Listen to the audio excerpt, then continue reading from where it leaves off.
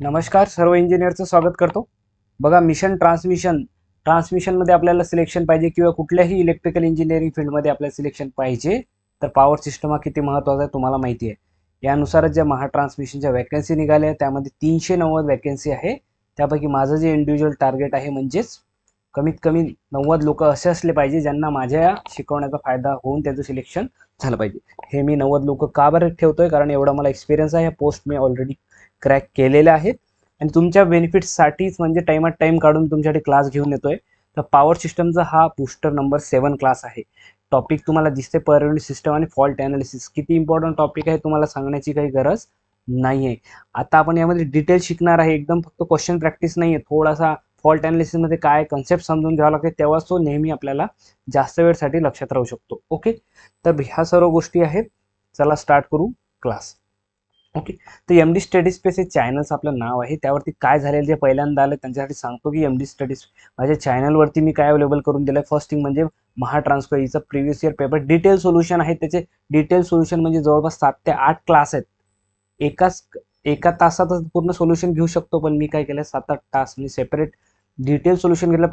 प्रत्येक क्वेश्चनच्या आजूबाजूला जे काही क्वेश्चन बनू शकतात ते सर्व मी यामध्ये कव्हर केले आहेत. हे तुम्ही बघून घ्याल, तुमच्यासाठी फायद्याचं राहील. दुसरं म्हणजे इलेक्ट्रिक सर्किट नेटवर्क्स, म्हणजे तो जो महत्त्वाचा सब्जेक्ट आहे. ॲज अ इलेक्ट्रिकल इंजिनियर कुठल्याही कॉम्पिटेटिव्ह एक्झामची तुम्ही स्टडी करा किंवा इलेक्ट्रिकल इंजिनियर तुम्ही बना, महत्त्वाचं आहे तुम्हाला किती इलेक्ट्रिक सर्किट आणि नेटवर्क समजते, करंटची डायरेक्शन समजते, पॉवर फ्लो कशाला म्हणताय, सर्व जर तुम्हाला चांगलं समजलं तेव्हाच तुम्ही जम्प करू शकता तुमचे थर्ड सब्जेक्ट पॉवर सिस्टममध्ये. तर या पॉवर सिस्टमचे पण बूस्टर क्लासेस मी स्टार्ट केलेले आहे. इलेक्ट्रिक सर्किट सर्वात महत्त्वाचं आहे. तुम्ही माझ्या क्लासवरून करा किंवा दुसऱ्या क्लासवरून करा, पण सर्वात पहिले जर एक्झामची तयारी करत असाल तर इलेक्ट्रिक नेटवर्क्स आणि सर्किट जे आहे ते तुम्हाला आलंच पाहिजे. यावरतीच पॉवर सिस्टम डिपेंड आहे, यावरतीच मशीन डिपेंड आहे. असं कुठलाच या टॉपिक नाही आपल्या इलेक्ट्रिकल इंजिनिअरिंगमध्ये ज्यामध्ये आपल्या सर्किट किंवा नेटवर्कचे कॉन्सेप्ट जे आहेत, केसीएल केव्हीएल झाले किंवा पॉवर फ्लोचा विषय झाला, तो सर्व गोष्टी आपल्याला तिथे यूज होणार आहेत. तर हे सर्व बघून घ्याल. पॉवर सिस्टम बूस्टरचे आतापर्यंत किती क्लास झालेले आहेत? ते 6 झालेले आहेत. तर 7 नंबरचा क्लास मी तुमच्यासाठी घेऊन आलेलो आहे. तर स्टार्ट करू फॉल्ट ॲनालिसिस. थोडा डिटेलमध्ये जाणार आहे. क्वेश्चन टू क्वेश्चन ज्यांना पाहायचं आहे त्यांच्यासाठी हा क्लास नाही आहे, पहिले सांगतोय. थोडा डिटेलमध्ये जाईल, थोडा टाइम लागेल. Okay, yes. एकदम शॉर्टमध्ये घेतो मी, तरी असं डिटेलमध्ये म्हणजे तुम्हाला काही थेरी इथं वाचणार नाही आहे. पण फॉल्ट ॲनालिसिसमध्ये फॉल्ट जर आपल्याला बेसिक विचारतो किंवा एक्झाम ओरिएंटेड मी तुम्हाला शिकवत असतो, कारण फालतू तुमचा टाइमपास करण्यासाठी मी इथे बसलेलो नाही आहे. ओके, सो फॉल्ट्समध्ये तुम्हाला जनरली सर्वांना माहिती आहे की फॉल्ट सिमेट्रिकल फॉल्ट्स आणि अनसिमेट्रिकल. सिमेट्रिकल फॉल्ट जे असतात त्याच फॉल्ट आपण काय म्हणतो, कुठले फॉल्ट असतात ते बॅलन्स असतात. काय असतात ते? बॅलन्स फॉल्ट असतात. म्हणजे सिमेट्रिकल फॉल्ट झाला म्हणजे काय, बॅलन्स फॉल्ट झाला. बॅलन्स फॉल्ट कुठले बॅलन्स फॉल्ट आहेत? हे 2 बॅलन्स फॉल्ट आहेत, ज्यामध्ये काय आहे, बॅलन्सची कंडिशन काय आहे बघा, एल म्हणजेच लाईन म्हणजे प्रत्येक फेज इन्व्हॉल्व आहे. 3 फेज असते ना, 3 फेज आपली पॉवर सिस्टम 3 फेज ट्रान्समिशन आहे. ओके, सो 3 फेजमध्ये लाईन म्हणजे प्रत्येक फेज. ओके, हे तिघं जेव्हा इन्व्हॉल्व असतात, इथे पण तिघं इन्व्हॉल्व आहेत आणि इथे पण 3 इन्व्हॉल्व आहेत. विथ रिस्पेक्ट टू जी म्हणजे विथ रिस्पेक्ट टू ग्राउंड जर फॉल्ट झाला तरीही तो काय राहील? बॅलन्स फॉल्ट राहील. का बरं? मेन कंडिशन काय आहे की आपल्याला काय इन्व्हॉल्व पाहिजे? यस, काय पाहिजे आपल्याला इथं? ऑल 3 पाहिजे. काय पाहिजे? Yes, all 3 phases. All 3 phase आपल्याला जर यामध्ये इन्व्हॉल्व असले तर बॅलन्स होतो. मग इनबॅलन्स कुठले किंवा अनसिमेट्रिकल कुठले? ज्यामध्ये बघा, इथे बघा, एक लाईन टू ग्राउंड म्हणजे एक कुठला तरी फेज आहे, एक ग्राउंड आहे. देन 2 कुठले तरी फेज आहेत, 2 फेज आणि ग्राउंड आहे. हे 3 काय झाले? इथे तिन्ही फेज एका फॉल्टमध्ये तिन्ही फेज दिसताय का तुम्हाला? इथं एल एल आहे का? कुठलं ट्रिपल एल आहे का? ट्रिपल एल पाहिजे म्हणजे तिन्ही इन्व्हॉल्व पाहिजे म्हणजे पाहिजे. सो हा फॉल्ट जो आहे तुम्हाला क्लिअरली लक्षात आला असेल की हा अनसिमेट्रिकल फॉल्ट आहे, म्हणजे बॅलन्स हा फॉल्ट नाही आहे. याला आपण दुसरं वर्ड यूज करतो, अनबॅलन्स प्रकारचा हा फॉल्ट आहे. ओके, तर आता इथे बघा, क्वेश्चन जे बनतात एक्झाम ओरिएंटेड, हे मांडलं कशासाठी? इथे खाली हे लिहिलं कशासाठी? याचा प्रत्येकाचा काही ना काही हेतू आहे, जे एक्झाममध्ये मी स्वतः फेस केलेला आहे. सिंपल जर वाचून जासाल, कधी कधी क्वेश्चन थोडा फिरून विचारला तर बी रेडी फॉर दॅट. जो लॉस माझा झालेला आहे, मी जे आधी एक्झाम दिलो नाही झालो सिलेक्शन, नंतर मी जे प्रिपरेशन केलं, जे चेंजेस केले, ते तुमच्यासाठी डायरेक्टली मी रेडीमेड इथे आणतोय. ओके, सो यामध्ये पण एकच फेज इन्व्हॉल्व आहे. हा पण बॅलन्स फॉल्ट नाही आहे, हा अनबॅलन्स आहे. आणि हा पण अनबॅलन्स आहे, 2 फेज आहे. आणि इथे हा अनबॅलन्स. ओके, तर इथं काय वर्डिंग लिहिलं आहे? सिंपल एक वर्ड लिहिलं आहे, fault current into 3 sets of symmetrical component. बघा, हे इथं काय लिहिलंय मी की हा जो फॉल्ट करंट आहे, हा फॉल्ट करंट तुम्ही मला सांगा, या साईडला लिहिलं अनसिमेट्रिकल, हा बॅलन्स राहणार आहे का? नाही, मग हा अनबॅलन्स राहणार आहे. ओके, तर इथं वर्ड तुम्हाला लिहिण्याची गरज आहे का की अनबॅलन्स फॉल्ट आहे, कारण हे एल जी झाला, एल झालाय, डबल एल जी झालाय, तुम्हाला समजते अनसिमेट्रिकल आहे. मग काय झालं, अनबॅलन्स फॉल्ट करंट्स हे कशामध्ये रिप्रेझेंट करतो आपण याला, म्हणजे हे अनबॅलन्स म्हणजे अनसिमेट्रिकल फॉल्ट करंटला आपण सिमेट्रिकल कंपोनंटमध्ये रिप्रेझेंट करतो. लक्षात घ्या, हे पॉझिटिव्ह निगेटिव्ह झिरो सिक्वेन्स हे क्वेश्चन विचारता एक्झाममध्ये की हे सिमेट्रिकल कंपोनंट आहेत की नॉन सिमेट्रिकल आहे, तर तुम्हाला समजायला पाहिजे हे आपल्याला काय करायचं आहे. एखादी सिस्टम जी आहे जे अनबॅलन्स आहे, ज्यामध्ये अनबॅलन्स व्होल्टेज असो फॉल्ट झाल्यामुळे किंवा अनबॅलन्स करंट असो, अनबॅलन्सचा समजलेला आहे तुम्हाला की तिन्ही फेज इन्व्हॉल्व नाहीये, जास्त असं डीपमध्ये जायचं नाही. ओके, तर जेव्हाही ह्या गोष्टी आहेत ह्या काय अनसिमेट्रिकल आहेत ना, हे काय झालं अनसिमेट्रिकल गोष्टी आहेत, याला आपल्याला सिमेट्रिकल फॉर्म मध्ये जर लिहायचं आहे तर त्यासाठी आपल्याला कुठले कंपोनंट लागतील, पॉझिटिव्ह निगेटिव्ह आणि झिरो सिक्वेन्स कंपोनंट आपल्याला लागतील. ओके, मग याचं ट्रान्समिशन याचं जे आहे डायरेक्ट अनसिमेट्रिकलचं सिमेट्रिकलमध्ये करण्यासाठी आपल्याला एक सिमेट्रिकल ट्रान्झिशन मॅट्रिक लागते.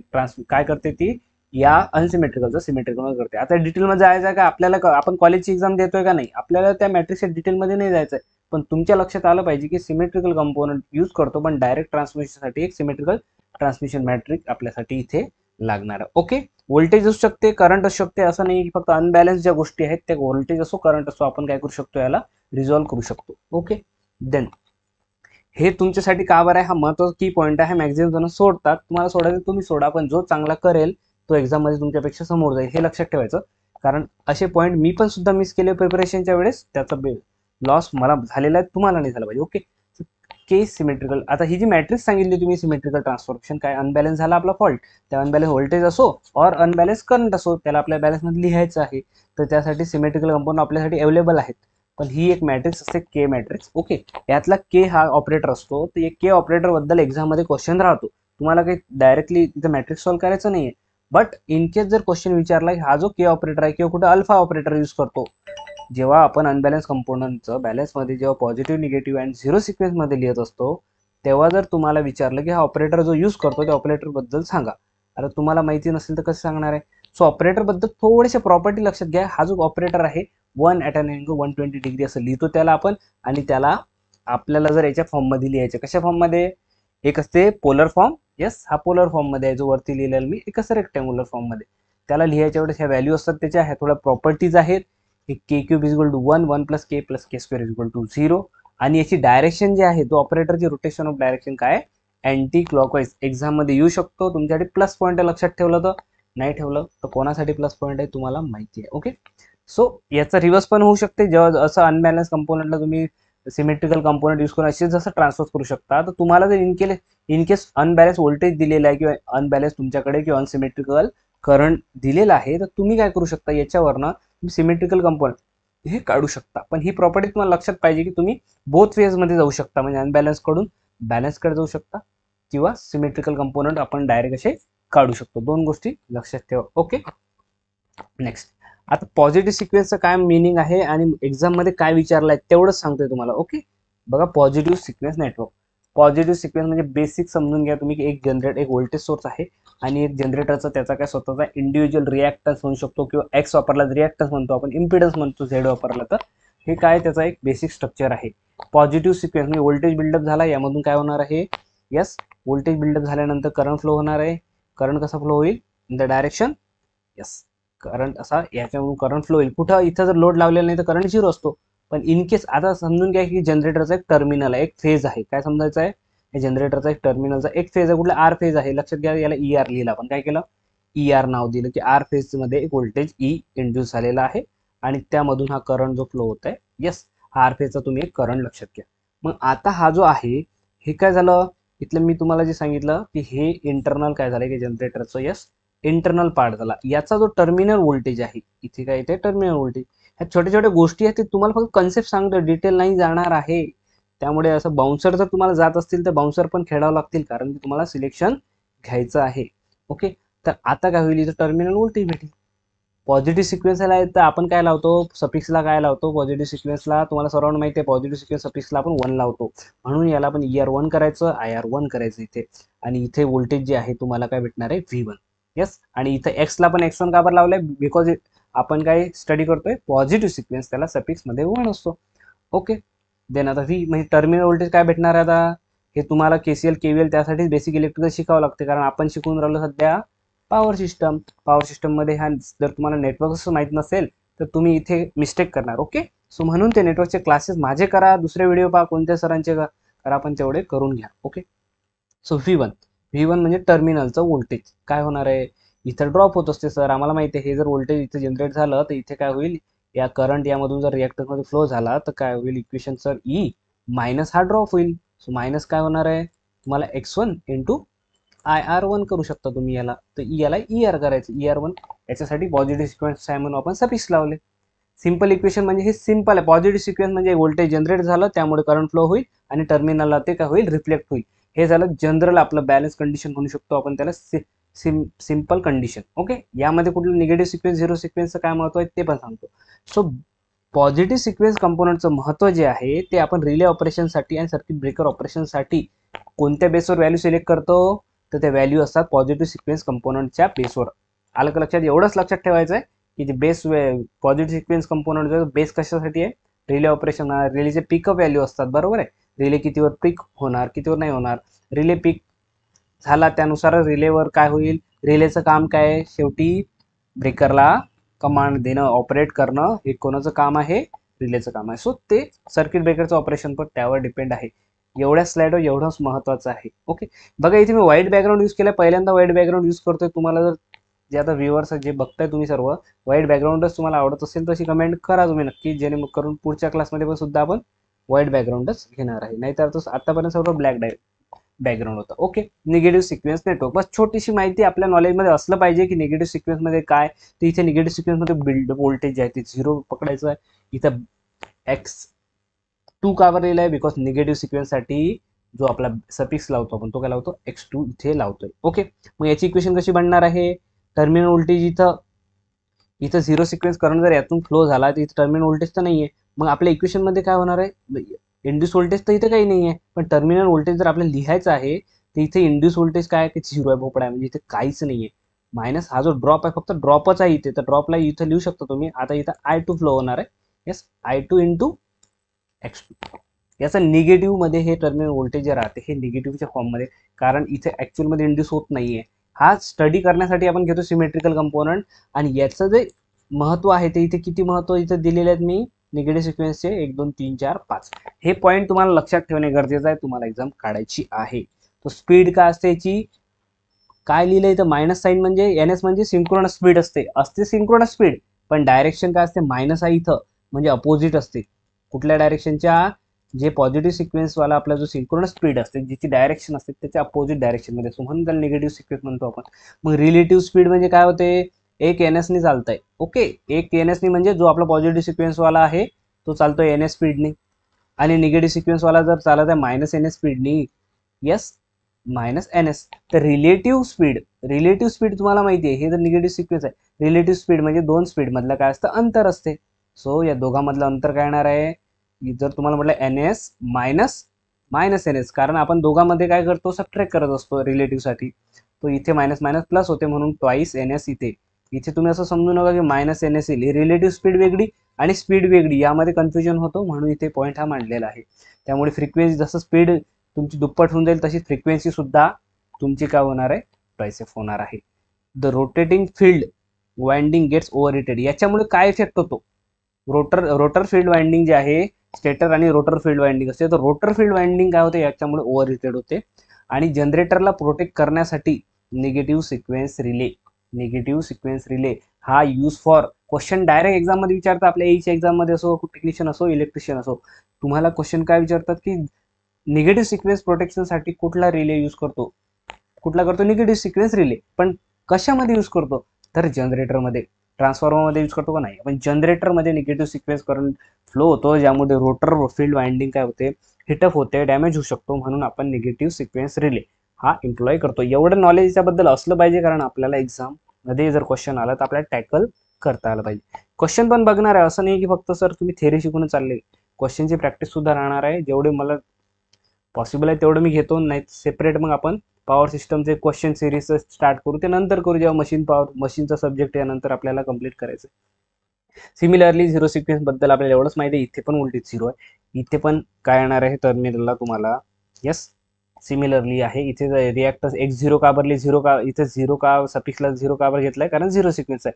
पुन्हा तुम्हाला व्होल्टेजचं इक्वेशन जर टर्मिनल लिहायचं आहे तेच पुन्हा तुम्हाला याच्यातून करंट जो फ्लो होईल तो I0 होईल 0 सिक्वेन्ससाठी म्हणून I0 इंटू x0. हे बेसिक नेटवर्क आहे. हे एक्झाममध्ये विचार का तुम्हाला नाही पण तुम्हाला माहिती पाहिजे की हे असं आपल्याला रिप्रेझेंटेशन करणं आहे. आणि यामध्येच जेव्हा आपण निगेटिव्ह सिक्वेन्स स्टडी करतो तेव्हाच एक निगेटिव्ह सिक्वेन्स झिरो सिक्वेन्स जेव्हा आपण स्टडी करतो त्यावेळेस लक्षात घ्या की आपल्याला झिरो सिक्वेन्स जो आहे याचा जो बेस आहे तो ग्राउंड आहे. म्हणजे ग्राउंडशी कनेक्ट असलंच पाहिजे. न्यूट्रल ग्राउंडेड असलं तेव्हा तो झिरो सिक्वेन्स करंट जो आहे तो कशामधून फ्लो होणार आहे जनरेटरमधून फ्लो होणार आहे. जर तुमचं न्यूट्रल ग्राउंडेड नसलं तर तो फ्लो होणार. इथे आपण न्यूट्रल ग्राउंडेड कन्सिडर करूनच चालतोय. आणि यामध्ये जर हे जे न्यूट्रल ग्राउंडेड जो वर्ड यूज केला मी हे जर प्रॉपरली विथ रिॲक्टन्स एक न्यूट्रल ग्राउंडिंग रिॲक्टन्स एक्सचेंज जर असला त्यांनी ग्राउंडिंग केलेलं आहे तर याची व्हॅल्यू जेव्हा आपण झिरो सिक्वेन्समध्ये घेतो 3xn आपल्याला घ्यावं लागते.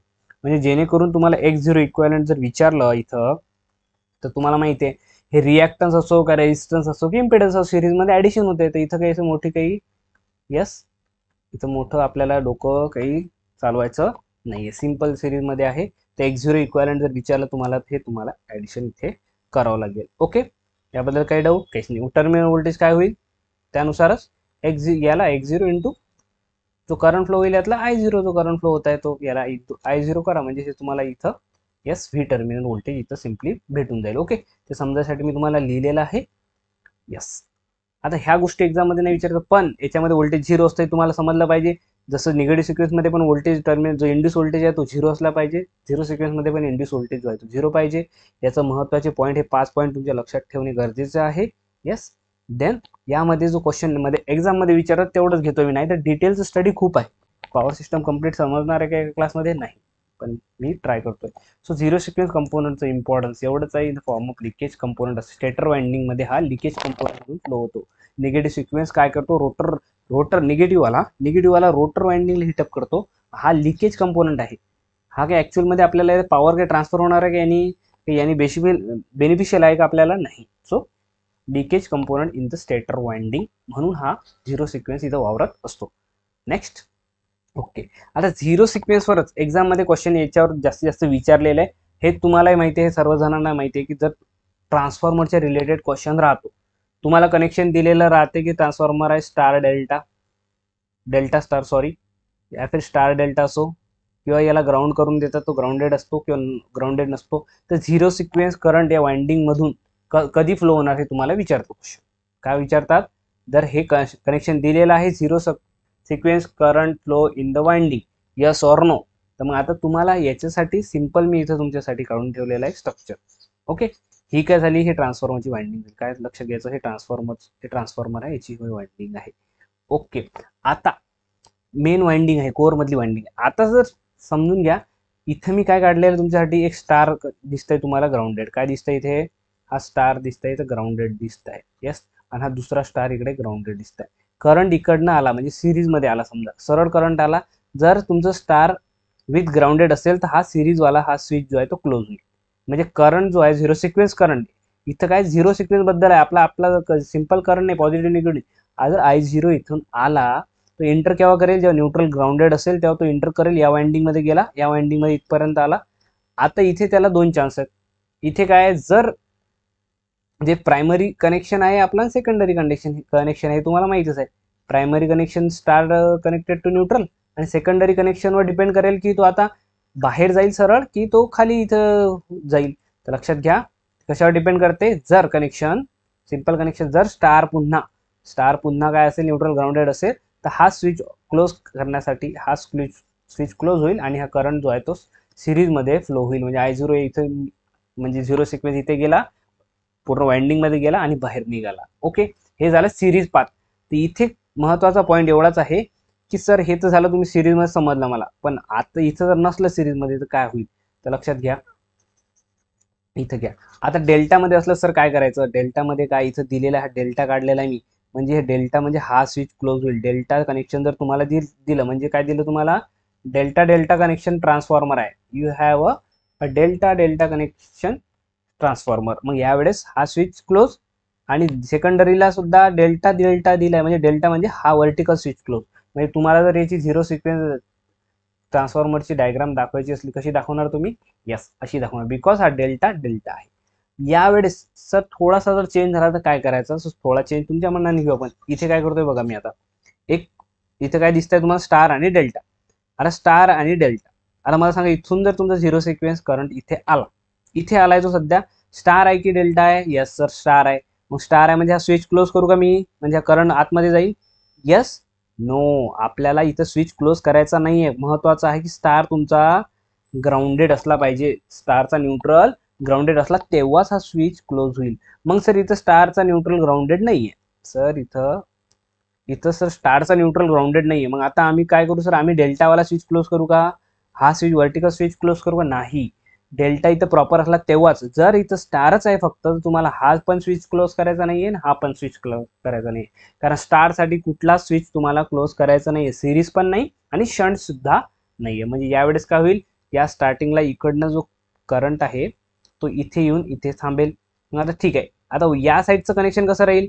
इथे बघा डेल्टा आहे, डेल्टा म्हणजे शंट कनेक्टेड स्विच जो आहे तो तुम्हाला हे करायचं आहे. म्हणजे फक्त आणि फक्त तुमचं रिझल्टंट जे बनलं ट्रान्सफॉर्मरचं कनेक्शन जे आहे झिरो सिक्वेन्स वाइंडिंगसाठी, हे असं बनलंय. म्हणजे इथून एंट्री त्याला नाहीच आहे, फक्त त्याला इथून एक्झिट इथे आहे. लक्षात? इथं डेल्टा झाला. सिमिलरली नेक्स्ट एक्झाम्पल आपण घेऊ. बघा मी काय सांगितलं, इथं करंट आला आपला I0 झिरो सिक्वेन्स, इथं न्यूट्रल ग्राउंडेड आहे. Yes sir, neutral grounded. Star जर असला सिरीज स्विच असतो, ओके, याला विसरून जायचं. याचं आता दोन पैकी एकच असू शकेल ना कनेक्शन, एक तर स्टार असेल किंवा डेल्टा असेल. तर इथे काय आहे? स्टार कनेक्टेड टू न्यूट्रल, म्हणून डेल्टाला विसरून जायचं. हे वर्टिकल ब्रांच आहे की नाही याचं काही तुम्हाला आता घेऊन देणं नाही. दुसरं कनेक्शन बघितलं आपण स्टार. आता इथे तेच लक्षात ठेवायचं की याला न्यूट्रल नाही आहे म्हणजे सिरीज स्विच क्लोज होणार नाही, आणि हा डेल्टा नाही आहे म्हणून शंट सुद्धा क्लोज होणार नाही. म्हणजे कुठला स्विच इथे क्लोज होणार नाही. ओके, म्हणजे काय लक्षात ठेवायचं? इथं काय येईल? फक्त तुमचं मेन स्विच क्लोज झाला, X0 इथं आलाय आणि इथे ओपन. ओके, अशी तुम्हाला काय भेटेल याची ट्रान्सफॉर्मरची यस फायनल काय होईल ते नेटवर्क आपण असं काढू शकतो की हे zero sequence network for the transformer.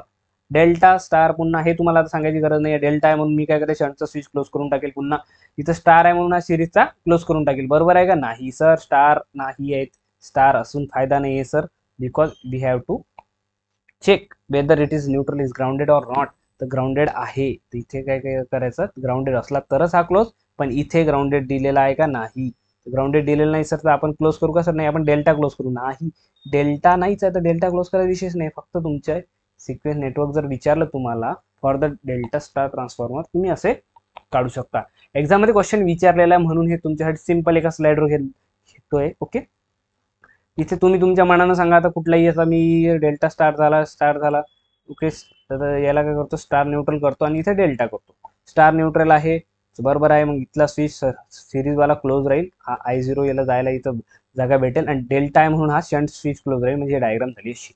Okay, next कडे गेलो आपण. इथं उलटा करू आपण, इथं डेल्टा करू, इथे डेल्टा करू. मग आता डेल्टा डेल्टा जर असलं तर आपल्याला माहित आहे की आपल्याला शंट जो आहे, शंट स्विच आपल्याला क्लोज करायचे आहे. तिथं स्विच म्हणजे याच्यासाठी दाखवतो स्विच की तुम्हाला समजायसाठी आहे की शंट स्विच जे आहे ते डेल्टा डेल्टा म्हणजेच याला शंट स्विचेस म्हणतो आपण, किंवा याला पॅरललही म्हणू शकतो आपण. ओके, हे पॅरलल स्विचेस आहेत, ते कनेक्ट केल्यानंतर हे दोन पॅरलल मध्ये दिसतात आपल्याला.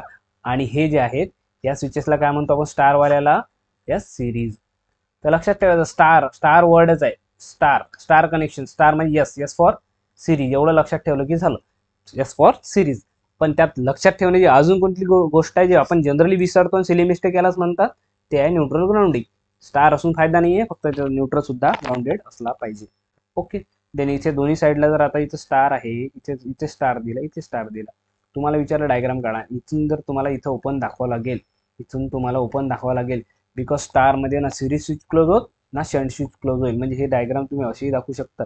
इकडे सुद्धा तुम्हाला ओपन दाखवावं लागेल, पण आता एवढं ओपन ओपन कोणी दाखवत म्हणून ते सिरीज मध्ये तुम्हाला X0 दाखवेल. ओके, थोडासा नॉलेज मध्ये इम्प्रुव्हमेंट होत असेल. अजून क्वेश्चन आपण बघणार आहे.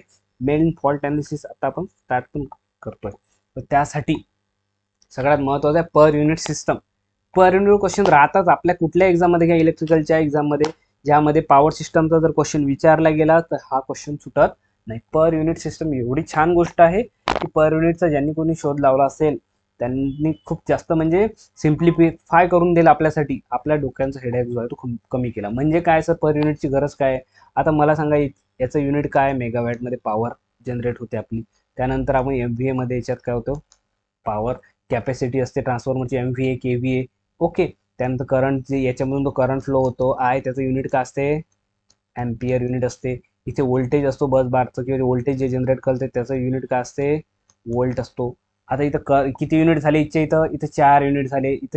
इथे रेजिस्टन्स जर असला किंवा या जनरेटरचा असो किंवा ट्रान्सफॉर्मरचा असो किंवा लाईनचा रेजिस्टन्स असो, इम्पेडन्स असो, त्याचं युनिट काय राहते, ओम मध्ये राहते. म्हणजे इथे किती युनिट झाले, 5 युनिटचं सरळ सरळ झालेलं आहे. हे बेसिक युनिट झालेलं आहे. इथे आपण जास्त रिएक्टिव्ह पॉवर त्याच्यामध्ये घुसलोच नाही आहे. ओके. तर इथे सिंपल युनिट 5 झाले. आता मला सांगा, जर तुम्हाला फॉल्ट झाला तर इतक्या सर्वांची युनिट करून ते कॅल्क्युलेशन किती होणार आहे, टफ कॅल्क्युलेशन जाईल.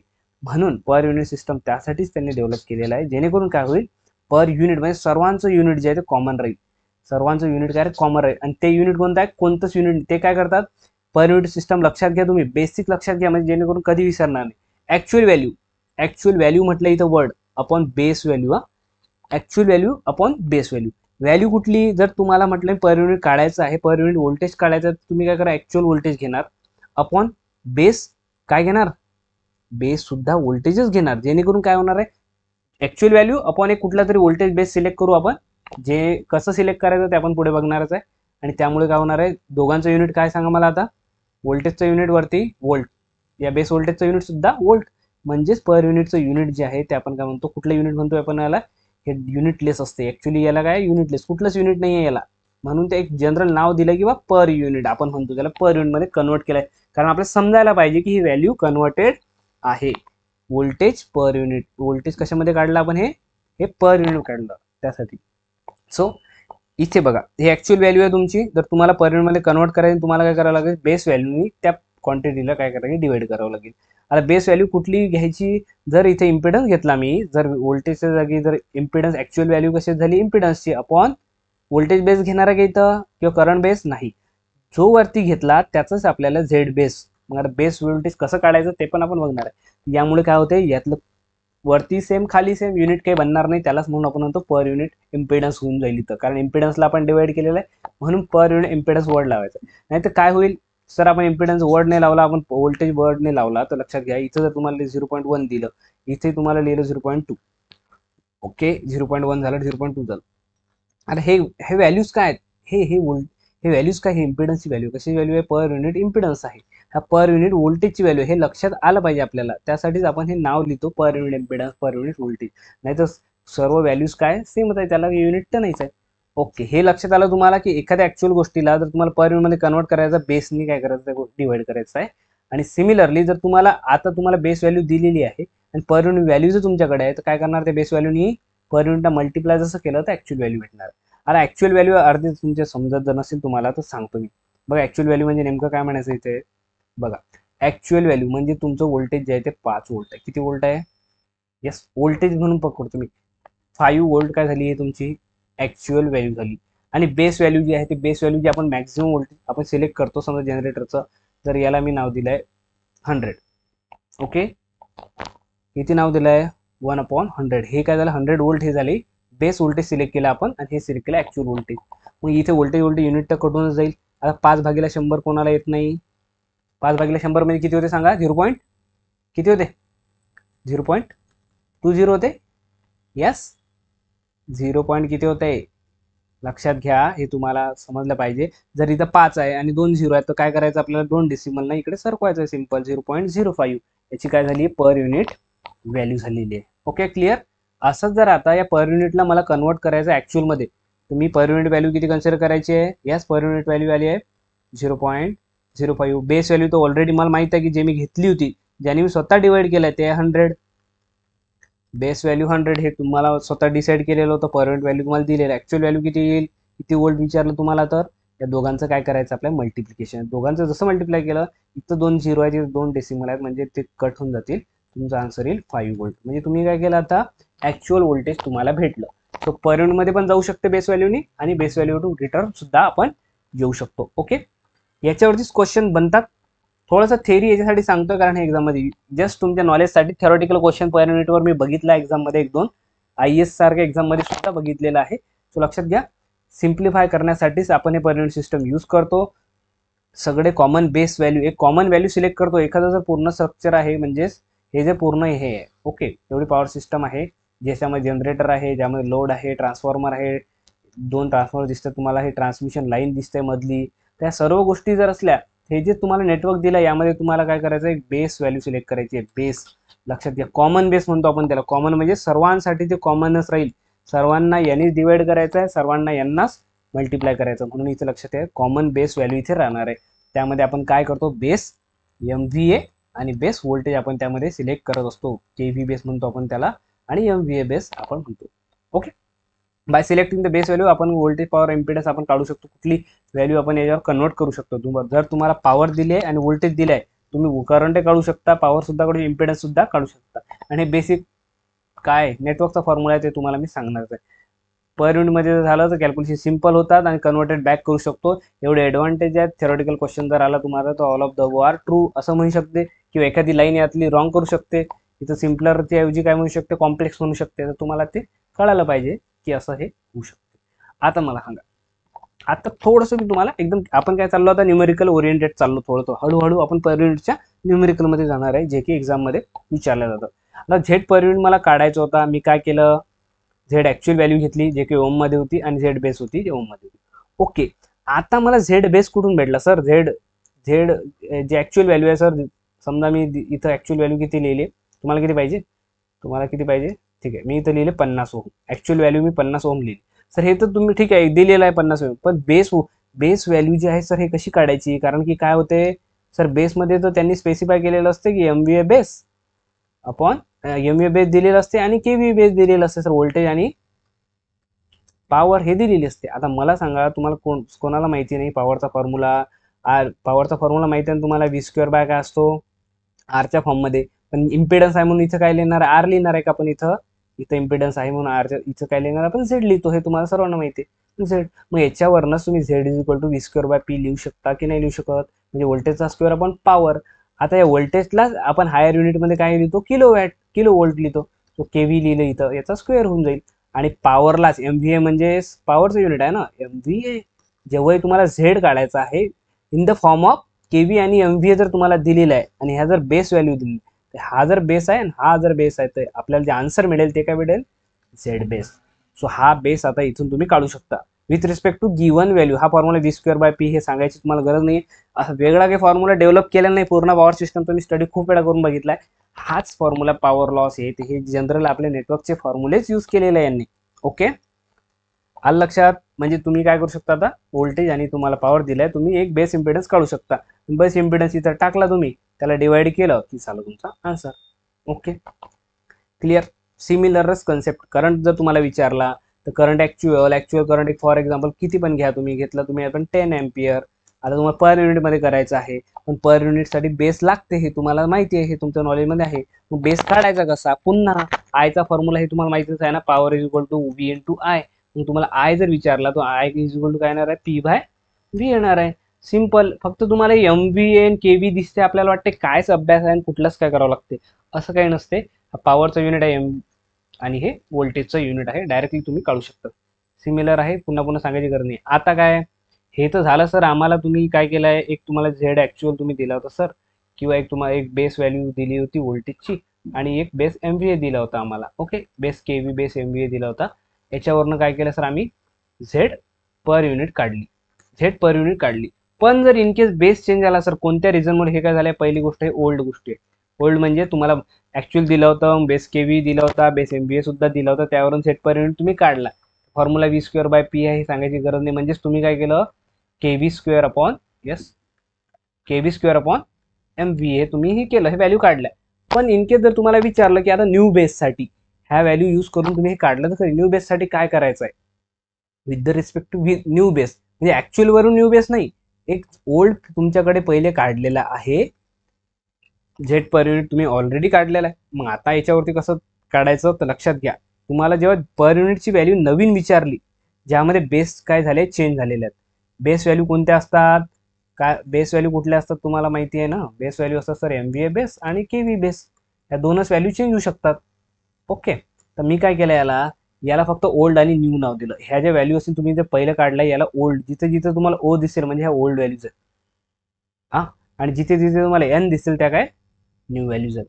मग आता जेव्हा आपल्या पर युनिट न्यू काढायचं आहे तर फक्त मी काय लक्षात ठेवलं आहे की पर युनिट जर न्यू काढायचं असेल तर पर युनिट ओल्ड घ्यायचा अपॉन एम व्ही लिहून टाका तुम्ही इथं. ओके, आणि के व्ही स्क्वेअर लिहून टाकायचं. आता याच्यामध्ये ओल्ड न्यू कुठलं घ्यायचं हे कन्फ्युजन राहते, तर त्यामुळेच मी फक्त लक्षात ठेवलं आहे की जर जेव्हाही आपण बेस नवीन बेसमध्ये कन्वर्ट करतो ओल्ड व्हॅल्यूचा, इथं एन ओ आणि ओ एन, तर no N O for no on square असं लक्षात ठेवलंय मी. No on square, no on square जर तुम्ही लक्षात ठेवलं तर तुम्ही कधीच विसरणार नाही. मी आजपर्यंत विसरलो नाही की मी कन्वर्ट करायचं ओल्ड व्हॅल्यू घेतो मी इथं आणि बस नो ऑन स्क्वेअरनं मल्टिप्लाय करायचं. तर नो म्हणजे नवीन value upon old value, then old O N म्हणजेच on old value upon new value, याचा काय स्क्वेअर. का बरं स्क्वेअर तुम्हाला माहिती आहे स्क्वेअर व्होल्टेजचाच होतो. सर मग आम्ही कशा लक्षात ठेवायचं एम चा स्क्वेअर करायचा की केव्हीचा स्क्वेअर करायचा. अरे केव्हीचा व्होल्टेजचा स्क्वेअर होईल ना, पॉवरचा फॉर्म्युला तुम्हाला माहिती आहे Z is equal to V square by P. झेडचा फॉर्म्युला तुम्हाला माहिती आहे व्होल्टेजचा स्क्वेअर होतो नेहमी. म्हणून ह्या ज्या ऑन स्क्वेअरची जे व्हॅल्यू आली ऑन स्क्वेअर म्हणजेच लक्षात घ्यायचे व्होल्टेजचा आहे आणि व्होल्टेज ओल्ड असू शकते व्होल्टेज न्यू असू शकते. याच्यावरती न्यूमेरिकल तुमच्या समोर येत आहे आता. Per unit impedance of the circuit. Per unit impedance already given. Per unit impedance is given. Actual impedance म्हटलं काय नाही, per unit impedance is X if the base KV and base M at double. लक्षात घ्या double झाला म्हणजे new base जो राहील तुमचा ओल्ड बेस जो आहे, आता केव्ही ओल्ड जो आहे आणि K M V A old.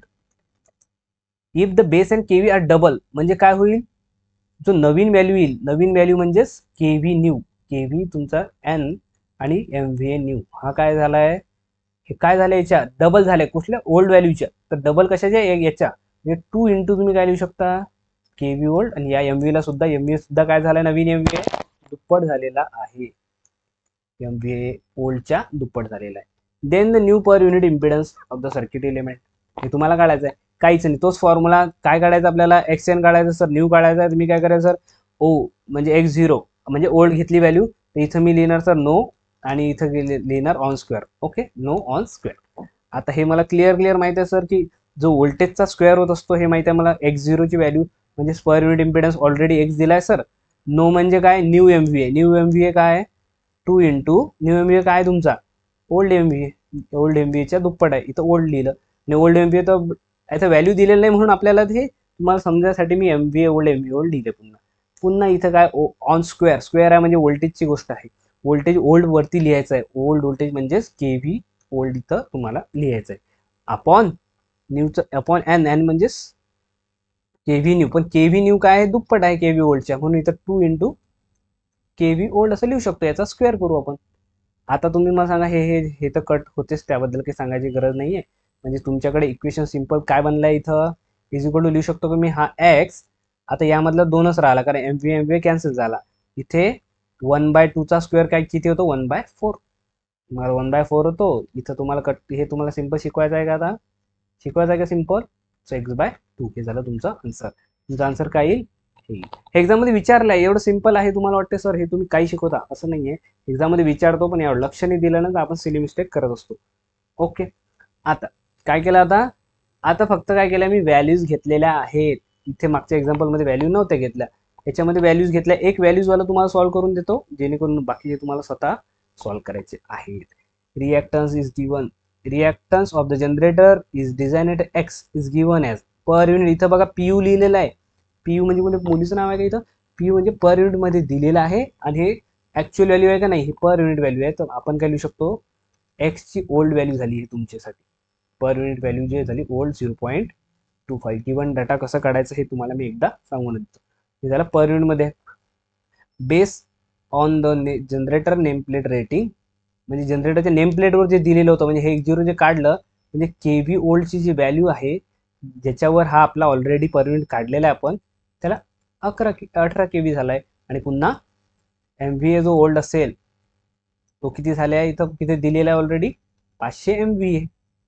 ठीक आहे, आता नेक्स्ट काय आहे, if the base calculation is change to 20 K V and काय होऊ राहिलं 20 के व्ही आणि 100 एम व्ही ए, म्हणजे इथं काय होऊ राहिला, आता हा के व्ही बदलला, के व्ही न्यू झाला, हा किती झाला 20 के व्ही झाला, म्हणजे 18 वरून हा 20 वर गेला आणि पुन्हा MVA जो आहे, MVA न्यू जो आहे 500 वरून 100 ला आला. इथं कमी जास्त झाला किंवा त्यामध्ये फॉर्म्युल्यात काही चेंज येणार आहे का नाही, ज्या ज्या व्हॅल्यू आहेत ते लिहून टाकायचे. आपला जो क्वेश्चन इथे बनतोय की XN इज इक्वल टू, आता त्यांनी विचारलंय the generator reactance new base will be in per unit, इथं आला क्वेश्चन मार्क. वैच फॉर्म्युला म्हणजे तोच फॉर्म्युला तुमच्यासाठी मी सांगितलेला आहे, तोच यूज करायचा. XN is equal to sir तुम्ही सांगितलेला आहे की एक्स वोल्ट घ्यायचा आणि इथं लिहायचं नो आणि ऑन स्क्वेअर, नो आणि ऑन स्क्वेअर. बस नो आणि ऑन स्क्वेअर बघा किती कामा येणार आहे. तुमचा एक्स वोल्ट लिहिलं इथे 0.25. कॅल्क्युलेशन मी करून देणार नाही, हे तुम्हाला करायचं आहे. नोच्या जागी मला सांगा MVA व्हॅल्यू टाकायला लागेल की केव्ही MVA टाकायला लागेल. सर पॉवर आहे त्याचा स्क्वेअर थोडी इथं करतो आपण सर. सो न्यू व्हॅल्यू किती आहे MVA ची सांगा, किती आहे 100. सो इथं आली तुमची न्यू व्हॅल्यू. ओल्ड व्हॅल्यू किती आहे MVA ची 500, इथं आली 500. देन ऑन स्क्वेअर म्हणजे ओल्डचा स्क्वेअर. ओल्ड काय स्क्वेअर आहे, व्होल्टेजची व्हॅल्यू लागेल. ओल्ड व्हॅल्यू किती आहे 18 आहे. यस. आणि देन न्यू व्हॅल्यू किती आहे व्होल्टेजची 20 आहे. झालं का, याचा स्क्वेअर सुद्धा आहे. तर आता हे सॉल्व्ह करा आणि सॉल्व्ह केल्यानंतर जे तुमचं आन्सर येते ते कमेंट करा. ते तुम्हाला करावं लागेल, तुमचे प्रयत्न आहेत. मी सॉल्व्ह करून फायदा नाही आहे, माझं सिलेक्शन झालंय ऑलरेडी. Okay, next. आता फक्त फॉर्म्युला फॉर्ममध्ये लिहिलं आहे, बाकी काही नाही. यात बघा सिली मिस्टेक कुठे होतात, आपण घाईघाईमध्ये. आता इथे तर ज्याला समजत नाही की खाली वर कसं घ्यायचं, आता हा क्वेश्चन तर एक्झाम मध्ये सरळ आलेला आहे. विदिन द फ्रॅक्शनचा सेकंड आहे क्वेश्चन आहे हा. ओके, सो इथे जर तुमचा फॉर्म्युला लक्षात असेल की X new is equal to, X न्यूची विचारले त्यांनी पर युनिट इम्पिडन्स कशासाठी, बेस नवीन बेसवर. तो एक्स वोल्ट अपॉन काय सांगितलंय मी आता, नो ऑन स्क्वेअर. असं मी माझ्यासाठी लक्षात ठेवलंय, तुमच्यासाठी पण सांगतोय. No on square new value MVA ची. MVA न्यू कुठे आहे, हा आहे 50, इथं 50 येणार. ओके, आणि MVA ओल्ड किती आहे 100, इथं 100 लिहिलं सरळ सरळ. ऑन स्क्वेअर, ऑन म्हणजे स्क्वेअर म्हणजे व्होल्टेजची गोष्ट करूया. ओल्ड व्होल्टेज पाहिजे वरती, ओल्ड व्होल्टेज 132 आणि न्यू व्होल्टेज खाली पाहिजे. न्यू व्होल्टेज किती आहे 220 याचा स्क्वेअर पाहिजे. इथं दिसते का कुठलं असं ऑप्शन, इथं असं कुठलं ऑप्शन दिसते, ए आहे का, यस ए आहे का, बघा नो ऑन स्क्वेअर आहे का नाही, हा हा नो नो नो स्क्वेअर झाला, कारण की इथं न्यू व्हॅल्यू घेतले. ऑन स्क्वेअर पाहिजे आपल्याला, म्हणजे इथे उलट पाहिजे, म्हणजे 50 हे तुमचा आन्सर काय येईल, यस इट्स अ सी. छोट्या छोट्या गोष्टी आहेत, सिली मिस्टेक नाही झाला पाहिजे. बाकी ज्यांना येते ते तर हुशार आहेतच. तेच पर युनिट इम्पिडन्स म्हणजे काय इज इक्वल टू, हे एक्झाममध्ये क्वेश्चन विचारलेला आहे. तुम्ही असं नका समजू 5 गोष्टी, पण 5 गोष्टी शिकवायला मी इथं टाइम टाइम काढून आलेलो नाहीये. सो पर unit impedance actual upon base value, यात काहीच नाही आहे. याच्यामध्ये जायचं नाही, कारण इम्पिडन्स आहे. MV अपॉन करंट जर काढला तर इम्पिडन्स व्हॅल्यू येते का, base MV upon base current. लक्षात घ्या, MV म्हणजे काय असते, पॉवर. पॉवर अपॉन जर करंट केला तर तुमचा काय येईल, व्होल्टेज भेटत असते, कारण P इज इक्वल टू काय असते, V इंटू आय. थोडंफार. आणि इथे तुम्ही करंट अपॉन MVA जर केला, त्याला उलट केलं त्यांनी, करंट अपॉन MV जर केलं तर हे पण सुद्धा रेजिस्टन्स येतो का, नाही. कारण याचं पॉवरशी रिलेशन काय आहे, आरचं रिलेशन काय पॉवरशी, V स्क्वेअर बाय P. काय आर इज इक्वल टू किंवा impedance is equal to V square by P आहे, म्हणजे इन्व्हर्सली प्रोपोर्शनल टू MVA आणि व्होल्टेज या दोघांच्या फॉर्ममध्ये तो असला पाहिजे.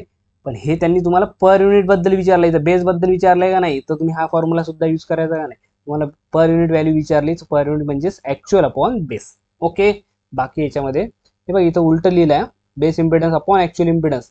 छोट्या छोट्या गोष्टी आहेत, मॅक्झिमम म्हणजे 50% लोक चुकतात याच्यामध्येही, अशा 5 क्वेश्चन मध्येही. Okay, next. पर युनिट इम्पिडन्स 3 फेज सिस्टम. हा, पर युनिट इम्पिडन्सचा आता फॉर्म्युला तुम्हाला लिहायचा आहे. आता कसं काढणार आहे, पर युनिट इम्पिडन्सचा फॉर्म्युला तुम्हाला विचारलेला आहे, तर तुम्हाला माहिती आहे, तुम्ही तरी सांगतो बघा. पर युनिट म्हणजे काय सांगितलं आहे सर तुम्ही आम्हाला, तुम्ही सांगितलं की ओल्ड व्हॅल्यू, जे ओल्ड व्हॅल्यू सांगितलं आपण न्यू व्हॅल्यू असं सांगितलं आहे की मी, ओल्ड व्हॅल्यू आपण न्यू व्हॅल्यू असं नाही सांगितलं आहे. पर युनिट इम्पिडन्सचं बेसिक डेफिनेशन काय सांगितलं आहे, की actual value upon base value. आता बेस व्हॅल्यू मला सांगा, तुम्हाला बेस काढायचा आहे, तुम्हाला बेस कोणत्या फॉर्ममध्ये दिलेला असते, पॉवर आणि व्होल्टेजच्या फॉर्ममध्ये, किंवा त्याला काय म्हणतो आपण दुसऱ्या भाषेमध्ये, कारण हायर व्होल्टेज आहे, हायर पॉवर आहे म्हणून MVA KVA फक्त आपल्याला घाबरण्यासाठी असते. सो लक्षात घ्या, MVA आणि KVA या फॉर्ममध्ये हे दिलेलं आहे. झेड बेस तुम्हाला माहिती आहे, पॉवरचा फॉर्म्युला माहिती आहे, किंवा इम्पेडन्सचा formula V square by P आहे, म्हणजेच तुम्हाला इथं माहिती आहे की KV स्क्वेअर अपॉन MVA इथं लिहायचं आहे. आता याला जर तुम्ही डिवाइड केलं तर झेड ऍक्च्युअल राहिलं. आता इथं तुम्हाला डिवाइड करायचं आहे की KV स्क्वेअर अपॉन MVA, म्हणजे डिनॉमिनेटरच्या आहे, पण डिनॉमिनेटरला हा जात आहे. मग आपण काय करतो, डिनॉमिनेटरला वरती शिफ्ट करत असतो म्हणजे आपलं काय होईल, Z actual is equal to काय येणार आहे, एम व्ही ए बेस जो काही असेल upon K V square. Yes, कुठला ऑप्शन दिसत असेल तर त्यावरती क्लिक करा, नाही दिसत असेल तर बरोबर चेक करा डोळे. Okay, next synchronous generator the base impedance विचारलेला हा एक्झाममध्ये 2017 मध्ये आलेला क्वेश्चन आहे, 65 क्वेश्चन. आता यामध्ये तुम्हाला बेस इम्पिडन्स विचारला, पुन्हा तेच तुम्हाला पॉवर दिलेली आहे, तुम्हाला व्होल्टेज दिलेला आहे, या दोनच गोष्टी तुम्हाला यूज करायचा आहे. इम्पिडन्सचा फॉर्म्युला तुम्हाला ओम मध्ये आहे. बेस इम्पिडन्स विचारले, पर युनिटचं विचारलेला नाही आहे, कारण पर युनिट विचारण्यासाठी तुम्हाला ॲक्च्युअल व्हॅल्यूची गरज लागते. हे तोच formula V square by P, हे तुम्हाला माहिती आहे, एमबीए दिलेला आहे. व्ही स्क्वेअर काय आहे, इथं 16.4चा स्क्वेअर काढा तुम्ही, केव्ही आहे म्हणून ते केचा युनिट लावायचा. के इथं केला विसरू नका, आता एम बी एचा हा एम आहे. ओके, तो कॅन्सल होते ॲक्च्युली स्क्वेअर केला याचा, की तुम्हाला माहिती आहे की केचा जर स्क्वेअर केला, के म्हणजे काय असते किलो, किलो म्हणजे 10⁻⁴ असते 3, आणि हा एम म्हणजे मेगा, मेगाचा 10⁻⁴ काय असते 6 असतो. आणि जेव्हा याचा स्क्वेअर करतो आपण, इथे काय असते व्होल्टेजचा स्क्वेअर करतो ना, तर इथे पण वरती काय बनते 10⁻⁶ आणि खाली पण 10⁻⁶ ऑलरेडी तुमचा मेगाचा असतो. हे कट होतात, म्हणजे कॅल्क्युलेशनमध्ये तुम्ही नाही लिहिलं व्ही स्क्वेअर बाय पी, जेव्हा सिम्पली एवढंच असलं तेव्हा ते किलो आणि मेगा विसरले तरी तुम्ही चालेल. जे काय आन्सर असेल इथे तुम्ही, आता मी इथं इथं राऊंड अप केलं आहे म्हणजे हेच आन्सर आहे का नाही, 4 पैकी कुठला आहे कमेंट करा. Okay, next. आप थक गए क्या, फॉल्ट ॲनालिसिस आता चालू झाला आहे, ज्यामध्ये लाईन टू ग्राउंड फॉल्ट, हे ग्राउंड टू फॉल्ट, कारण की कसं आपला क्लास लेंदी चालतो, पण तुमच्यासाठी मॅक्झिमम गोष्टी शिकण्यासारखी मी घेऊन येत असतो. ओके, सो आता काय करू आपण, फॉल्ट ॲनालिसिस स्टार्ट करू. हा पण जास्त लेंदी नाही आहे. लाईन टू ग्राउंड फॉल्ट कशाला म्हणतात, किंवा कुठला फॉल्ट आहे, बॅलन्स अनबॅलन्स फॉल्ट सांगितले ऑलरेडी, त्याबद्दल काही डिस्कशन होणार नाही. काय सांगितलं मी, बॅलन्स फॉल्ट कुठले आहे, ज्यामध्ये तिन्ही लाईन इन्व्हॉल्व आहेत, आणि तिन्ही लाईन किंवा तिन्ही line plus ground, 3 line involvement हे बॅलन्स फॉल्टचं सर्वात महत्त्वाचं काय आहे, कंडिशन आहे. हे बॅलन्स सिमेट्रिकल फॉल्टचं महत्त्व. आणि अनबॅलन्स किंवा अनसिमेट्रिकल जेव्हा असतो, दुसरा टाईप जो आहे याच्यामधला, तो पण आपण स्टडी करणार आहे, अनसिमेट्रिकल फॉल्ट. यामध्ये काय होणार आहे, एक लाईन एका ग्राउंड सोबत असेल, किंवा 2 लाईन एकामेकासोबत फॉल्टी होतील, किंवा 2 लाईन फॉल्ट होऊन ग्राउंडशी कनेक्ट करतील, हे काय झाले, अनसिमेट्रिकल झाले. तर याचा आपण बेसिक स्टडी करणार आहे. थिओरिटिकल क्वेश्चन सुद्धा विचारलेला आहे एक्झाममध्ये याच्यावरनं. न्यूमेरिकल तर आहेच, पण न्यूमेरिकल काय आहे, आपण जेव्हा कॉलेजमध्ये स्टडी करतो इंजिनिअरिंगमध्ये, तर आपल्याला पूर्ण सॉल्व्ह करावं लागते फॉर्म्युला, आणि हे ते जेव्हा कॅल्क्युलेटर असते आपल्यासोबत. आता आपलं ऑब्जेक्टिव्ह एक्झाम आहे, इथे कॅल्क्युलेटर सुद्धा नाही आहे. त्यावेळेस ज्या ज्या गोष्टी एक्झाम ओरिएंटेड आहे तेवढ्या मी इथे कव्हर करणार आहे. आणि तुम्हाला जर वाटलं की सर नाही हा पण प्रश्न विचारला होता, तो क्वेश्चन तुम्ही मला टेलिग्रामला सेंड करू शकता. आपल्या ग्रुपला तुम्ही जॉईन केलं असेल, ज्यांनी नाही जॉईन केलं तर त्यांना करू शकता.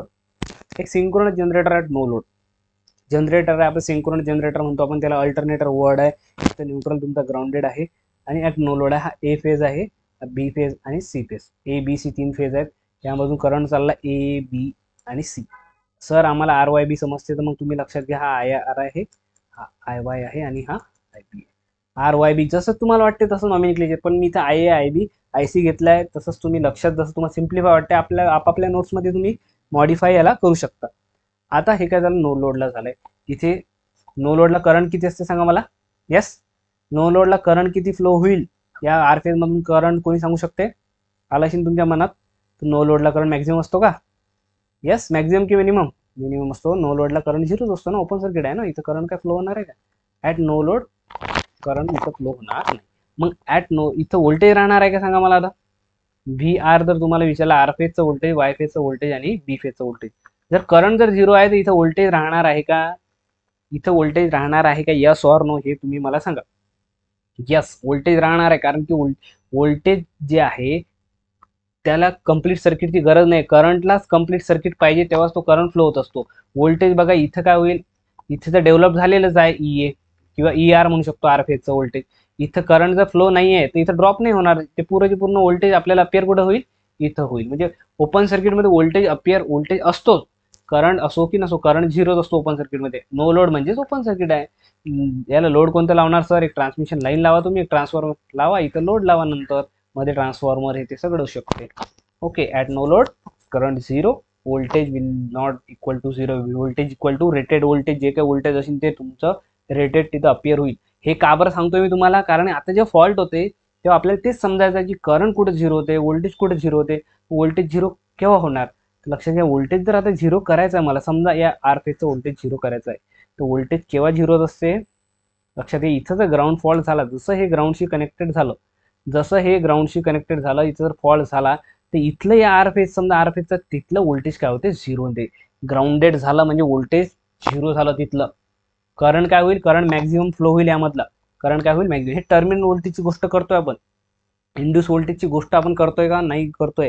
हे जर इथं जर ग्राउंड झालं तर आपल्या टर्मिनल व्होल्टेज बाहेर काही भेटणार आहे का नाही. पूर्ण करंट यामधून जर फ्लो होत चालला तुमचा फॉल्ट करंट, तर इथेच पूर्ण जो ड्रॉप होऊन जाईल त्यामध्ये. तुम्हाला इथं आउटपुटला काही भेटणार आहे का, समोर काहीच भेटणार नाही. म्हणून टर्मिनल व्होल्टेज काय होईल तिथे, zero.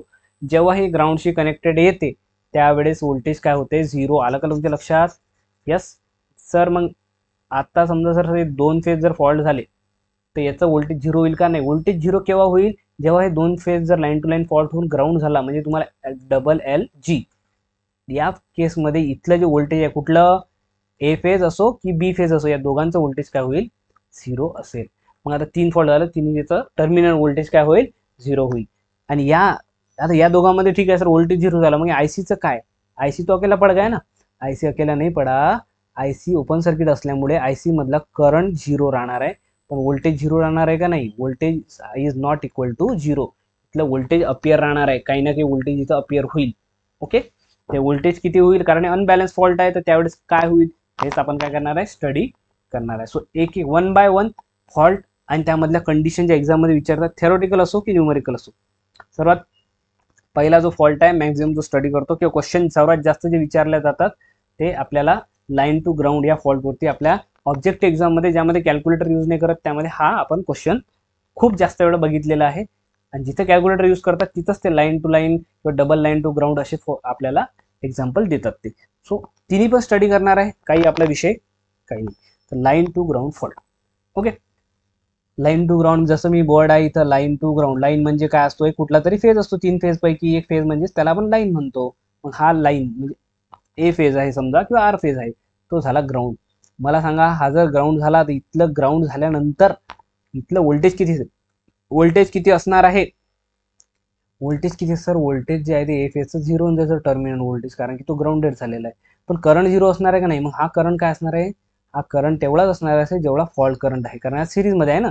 So fault current is equal to current through phase A, म्हणजे ज्या फेजमध्ये फॉल्ट झालेला आहे त्यामधून जो करंट फ्लो होईल तोच असेल आपला फॉल्ट करंट. मग हा रेटेड फॉल्ट करंट जो आहे तो रेटेड आहे का नाही आहे, कारण शॉर्ट सर्किट झालं ना. हेवी करंट इथं फ्लो होत असते. नाही तुम्ही म्हणा सर इथं पहिले 10 एम्पियर फ्लो होऊ राहिला होता, मग फॉल्ट झाला सर मग 10 एम्पियर नाही. इथं शॉर्ट सर्किट झालं, 10 एम्पियर केव्हा फ्लो होईल, इथं लोड असेल काहीतरी लावलेलं, त्यानुसार तो करंट फ्लो होत असतो. पण इथं नो लोडमध्ये जेव्हा करंट ऑलरेडी झिरो असतो पहिले, जसं त्याला ग्राउंड झाला तर शॉर्ट सर्किट होतो, हेवी करंट इथे होत असतो, त्यालाच आपण फॉल्ट करंट होतो. पण जेव्हा इथे फॉल्ट होतो तर या दोघांचं काय, हे तर कनेक्टेड आहेत ना इथं, यांना विसरायचं नाही आहे. एका फेजमध्ये फॉल्ट झाला तर दुसरे, आता हे दोन काय ॲट नो लोड कंडिशनवर बघा, इथं काहीतरी लोड कनेक्ट दिसतंय का नाही. सिंपल सर, हे ओपन आहे, इथला करंट झिरो होईल सर, इथला झिरो होईल. आणि इथलं व्होल्टेज झिरो होणार आहे का, नाही, कारण व्होल्टेज झिरो केव्हा होते सर, जेव्हा ते ग्राउंडशी असे कनेक्ट जर असले तेव्हा व्होल्टेज झिरो असते. पण इथे ग्राउंडशी कनेक्ट कोणी नाही आहे, सो इथलं व्होल्टेज अपियर राहील, म्हणजे VB is not equal to zero लिहितोय मी, म्हणजे काही नाही व्होल्टेज इथे राहणार आहे, VC is also not equal to zero. ह्या कंडिशन महत्वाच्या आहे समजणे.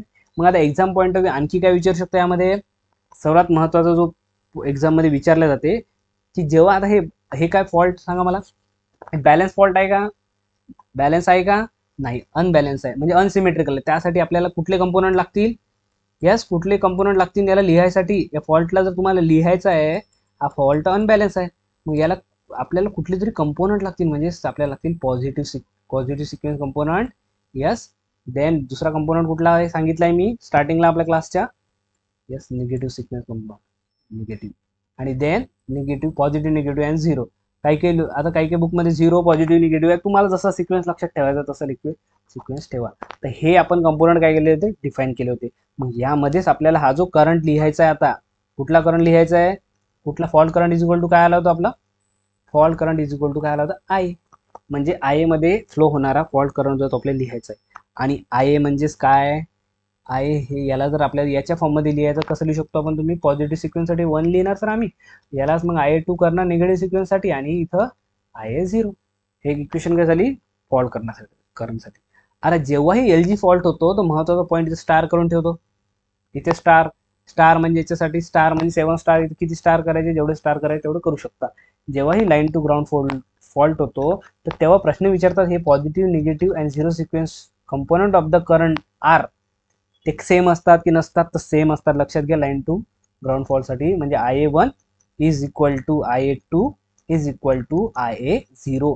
तिन्ही sequence component of the current हे कुठल्या फॉल्टमध्ये इक्वल असतात असा क्वेश्चन एक्झाममध्ये विचारतात. तो कुठला फॉल्ट आहे तो LG fault, line to ground fault. Single line to ground, हा डबल लाईन टू ग्राउंड नाही. इथे मिस्टेक करायची नाहीये. Single line to ground fault असला तर ते काय होतील, यस. ओके, मग इथे लक्षात घ्या. मग आता मला सांगा, हे तिघं जर इक्वल असले, हे तिघं इक्वल आहे, तर तिघांची व्हॅल्यू काय करणार आहे आपण, इथं वरती पुटअप करणार आहे. कारण तिघही सेम आहेत, तर मग आपण काय कर फॉल्टला कसं लिहू शकतो, yes we can write as, म्हणजे fault current is equal to IF जो आहे फॉल्ट करंट, याला कसं लिहू शकतो, याला तुम्ही IA1च्या फॉर्ममध्ये लिहू शकता, IA2च्या किंवा IA0च्या लिहू शकता. आता तिघं जर सेम आहेत तर डायरेक्टली आपण याला काय म्हणू शकतो, 3IA1च म्हणू शकतो ना, कारण हा IA1 आहे, याला पण I1 लिहू शकता, याला पण I1 लिहू शकता, म्हणजे किती झाले बेरीज यांची 3IA1.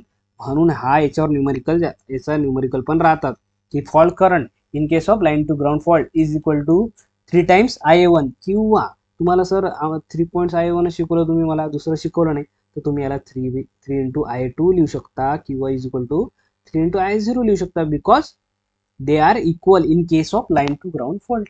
ओके, क्लिअर, ही लक्षात आली तुम्हाला. आणि याला जर तुम्हाला फायनलाइज मध्ये लिहायचं आहे की हा I1 जो करंट आहे, हा करंट कसा फ्लो होतो, तर याला IF इज इक्वल टू, हे इक्वेशन लक्षात ठेवा. जर तुमचे सिंपल क्वेश्चन जे आले, जे आता समोर बघणार आहे विदाउट कॅल्क्युलेटरवाले क्वेश्चन, यालाच आपण पूर्ण डिटेलमध्ये लिहायचं. 3, आता करंटला लिहायचं तुम्हाला, तर पॉझिटिव्ह सिक्वेन्स करंट हा नॉर्मल करंट असतो, तर हा याच्यामधून जेव्हा फ्लो होतो तर हा व्होल्टेज ER किंवा EA व्होल्टेज समजून घ्यायचं. टर्मिनल व्होल्टेज जे काही तुम्हाला स्पेसिफाईड व्होल्टेज आहे त्याचं जनरेटरचं, त्या फेजचं पर्टिक्युलर ते घ्यायचं वरती, आणि आपण किती येणार आहे, याचे किती इम्पिडन्स राहतील, तिघांचे इम्पिडन्स कुठले कुठले आहेत, सर पॉझिटिव्ह सिक्वेन्स इम्पिडन्स राहील सर, निगेटिव्ह सिक्वेन्स इम्पिडन्स आणि झिरो सिक्वेन्स इम्पिडन्स. कुठलं या करंटचे आपण इथं पूर्ण एक्सप्लेन करून लिहिले. करंट दिलेला नसला तर मग तुम्हाला हे असं, तुम्हाला काय दिलेलं असेल, एक तुम्हाला रेटेड व्होल्टेज दिलेलं असेल, अँड देन तुम्हाला तिन्ही गोष्टी तुम्हाला स्पेसिफाय केलेल्या असतील. तुम्हाला विचारतील find the fault current for the line to ground fault, तर 3 तर तुम्हाला माहितीच आहे, ते तिघांना विसरायचं नाहीये. झालं, 2-3 गोष्टी महत्त्वाच्या समजल्या. कुठल्या महत्त्वाच्या समजल्या, एक तर हे सिक्वेन्स कंपोनंट इक्वल राहतात, त्यानंतर फॉल्टचा हा फॉर्म्युला एक्झाममध्ये न्यूमरिकल विचारलेला आहे, आणि याच्यावर सुद्धा न्यूमरिकल आपल्याला विचारले आहे. तिघी गोष्टी विसरणे कामाचं नाहीये. इथं लाईन टू ग्राउंड फॉल्ट झाला, ग्राउंड झाला म्हणजे इथं 0 होणार आहे. आणखी आता यामध्येच एक महत्त्वाचा पॉईंट विचारता येतो, शॉर्ट सर्किट कॅपॅसिटी विचारते, ते लक्षात घ्या. शॉर्ट सर्किट कॅपॅसिटी जर विचारली तुम्हाला, शॉर्ट सर्किट कॅपॅसिटी म्हणजे शॉर्ट सर्किट MVA चा क्वेश्चन राहतो, तर लक्षात घ्या 3 टाइम्स बेस MVA. जो काही तुम्हाला बेस MVA स्पेसिफाय केलेला आहे, MVA बेस जो काही स्पेसिफाय केला आहे क्वेश्चनमध्ये, त्याला इंटू 3 करायचं, तुम्हाला काय शॉर्ट सर्किट MVA भेटते. आता लाईन टू ग्राउंड फॉल्ट, छान गोष्टी झाल्या. आणखी एक महत्त्वाचा जो कन्सेप्ट आहे इथं लक्षात घ्या, इथे मी तुमच्यासाठी स्पेसिफाय करतो, कारण की विसरायचं नाही आहे. छोट्या छोट्या गोष्टी आपण स्टडी करतो, पण ह्या पण गोष्टी आहेत जे बाकीचे स्टडी करतात आपल्या पुढे निघून जातात. सो आता फॉर नो लोड, एक नो लोड कंडिशन आहे. कंडिशन काय, नो लोड आहे, जे आपण आता स्टडी करत होतो की इथे कुठलाच लोड नव्हता आणि फॉल्ट झाला, त्याचा आपण स्टडी केला. तर नो लोड जेव्हा कंडिशन असते तेव्हा महत्त्वाचे एक पॉईंट लक्षात घ्या. नो लोड कंडिशनमध्ये जर तुमचा हा न्यूट्रल, नो लोड कंडिशनमध्ये हा न्यूट्रल तुमचा हा जो न्यूट्रल दिसतंय, हा तुमचा अर्थ म्हणजे अर्थ ग्राउंड नाही आहे. न्यूट्रल जर तुमचा ग्राउंडेड नाही किंवा न्यूट्रल तुमचा ओपन झाला, फॉर एक्झाम्पल इकडल्या साईडला काढतो मी असं, आणि हा ओपन आहे म्हणजे हा ग्राउंडशी कनेक्ट नाही आहे, म्हणजे no load condition with neutral open circuited, म्हणजे न्यूट्रल ग्राउंडेड नाही आहे. तर या फॉल्टला काय म्हणू शकतो आपण, याला हा लाईन टू ग्राउंड फॉल्ट होईल का, मग आता LG फॉल्ट होईल का, LG फॉल्ट होणार नाही. का बरं सर, असं का बरं म्हणता, फॉल्ट आहे तो. लक्षात घ्या, करंट केव्हा फ्लो होतो, असं तुम्ही ग्राउंडेड झाला हा करंट फ्लो होणार आहे का, इथं ग्राउंड झाला, ओके, फॉल्ट झाला ग्राउंड, अरे ग्राउंड नाही, याला काय सांगितलं, बेसिक नेटवर्क काय शिकलो आपण, की पाथ कंप्लीट झाली पाहिजे. तो पाथ अशी ground with respect to ground path complete करेल, आणि तो करंट जो आहे, यस, तो करंट कुठून फ्लो होणार आहे, इथं न्यूट्रल काढलाय मी, हा न्यूट्रल टू न्यूट्रल या न्यूट्रलमध्ये जाईल, आणि न्यूट्रलमधून असा रिटर्न येऊन जाईल पुन्हा या फेजमधून असा. म्हणजे हे काय झालं, एक कंप्लीट सर्किट जोपर्यंत करंटसाठी बनत नाही तेव्हापर्यंत करंट फ्लो होत नसतो. एवढं लक्षात ठेवणे, न्यूट्रल ग्राउंडेड असेल तेव्हाच तो करंट यामधून कंप्लीट पाथ होईल, तेव्हाच तो फ्लो होईल. ॲट नो लोड कंडिशन जर LG फॉल्टमध्ये ग्राउंड तुमचा न्यूट्रल काय असला, ग्राउंडेड नसला, कारण थेरोटिकल क्वेश्चन विचारता neutral is not grounded, neutral is isolated म्हणा किंवा नॉट ग्राउंडेड. त्यावेळेस काय होणार आहे, हा फॉल्ट LG फॉल्ट म्हणून ट्रीटेड होणार नाही. Not treated as fault, not treated as fault. हा हा सिमिलर ॲज ओपन सर्किटच कन्सिडर होईल ना. मला सांगा हा फॉल्ट का बरं कन्सिडर होणार नाही सर? कारण लक्षात घ्या, इथं इथं हा ग्राउंडला टच झाला, पण इथे ग्राउंडेडच नाहीये. समजा हे विसरून जा, इथं काहीच नाही. मग आता मला सांगा, हा करंट आला इथं, इथं आला, इथून ग्राउंडवर पडला, पण तो जोपर्यंत रिटर्न कम्प्लीट पाथ भेटणार नाही तोपर्यंत काय होणार आहे, तो फ्लो होणार नाहीच आहे. आणि ॲज अ इथं न्यूट्रल तुमचं ओपन आहे फॉर एक्झाम्पल, हा न्यूट्रल आहे, हा ओपन आहे समजा, इथं तुमचं ग्राउंड आहे फॉर एक्झाम्पल, काय होईल, करंट येईल इथं इथं येईल, पण इकडे पुन्हा ओपन सर्किट आहे ना. ओपन सर्किटमध्ये करंट फ्लो होतो का? नाही. I is equal to 0. मग ॲज अ इथं ओपन सर्किट दाखवल्यापेक्षा तुम्हाला माहित आहे की ॲप नो लोड म्हणूनच कन्सिडर होईल ना तो. म्हणजे तो कन्सिडर कसा होईल, असा सिंपल असंच कन्सिडर होईल. इथंच तुम्हाला त्याला पाथच नाही भेटली, तो current as no load simple circuit होईल, म्हणजे नॉट ट्रीटेड ॲज फॉल्ट. ही गोष्ट लक्षात ठेवणे जर तुमचा न्यूट्रल आयसोलेटेड असला तर. झालं. हा पॉईंट. आणखी एक पॉईंट कुठला आहे सर? तर आणखी एक पॉईंट आहे महत्त्वाचा. तुम्ही जर कन्सेप्ट ऑफ आर्किंग ग्राउंड जर तुम्ही कन्सेप्ट जर लक्षात वाचला असेल कधी, वर्ड रिलेटेड टू या फॉल्टच्या रिलेटेड आहे. याला काय म्हणतात, याची काय गरज आहे सर? हा का बरं विचारतात? हा आपल्या एक्झाममध्ये विचारतो याच्यासाठी, कारण आपण इलेक्ट्रिकल इंजिनियर थोडासा जर चेंज झाला, जसं आता न्यूट्रल ओपन झाला तर मग फॉल्ट ट्रीट होणार नाही. मग आणखी दुसरी काय कंडिशन आहे, जेव्हा आर्सिंग ग्राउंड आपण स्टडी करतो, जेव्हा आता या नो लोड कंडिशनला नाही आहे, यावेळेस काय केलं आपण, हे ट्रान्समिशन लाईनला कनेक्ट केलेलं आहे. म्हणजे हे कुठेतरी थोडंसं इथं क्लिअर करतो, तुम्ही हे रेडी केलं असेलच. यस, हे थोडंसं क्लिअर करतो. इकडे जर आपण लोड लावला, याला ट्रान्समिशन लाईनशी कनेक्टेड आहे, पुढे ट्रान्समिशन लाईन आहे, पूर्ण इनफायनाइट बस आहे इथं, हे कनेक्टेड टू ट्रान्समिशन लाईन. पहिले ओपन सर्किट होती, पहिली जी कंडिशन सांगितली मी, हे वाली नो लोड म्हणजेच ओपन सर्किट कंडिशन झाली. आता ट्रान्समिशन लाईन लागली, म्हणजे काही ना काही लोड आहे त्याला.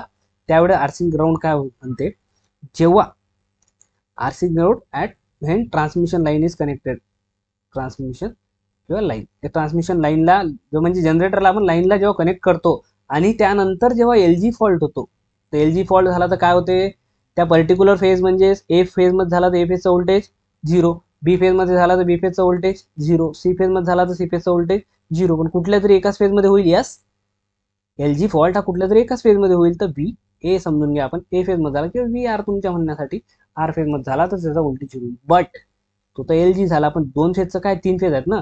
जेव्हा आर फेज मध्ये झाला तेव्हा वाय फेज आणि बी फेज यामधले जे व्होल्टेज आहे, जे हेल्दी फेजेस आहेत, ज्यात काहीच फॉल्ट नाही झालाय, ते व्होल्टेज काय होते, ते व्होल्टेज अचानक वाढून जाते.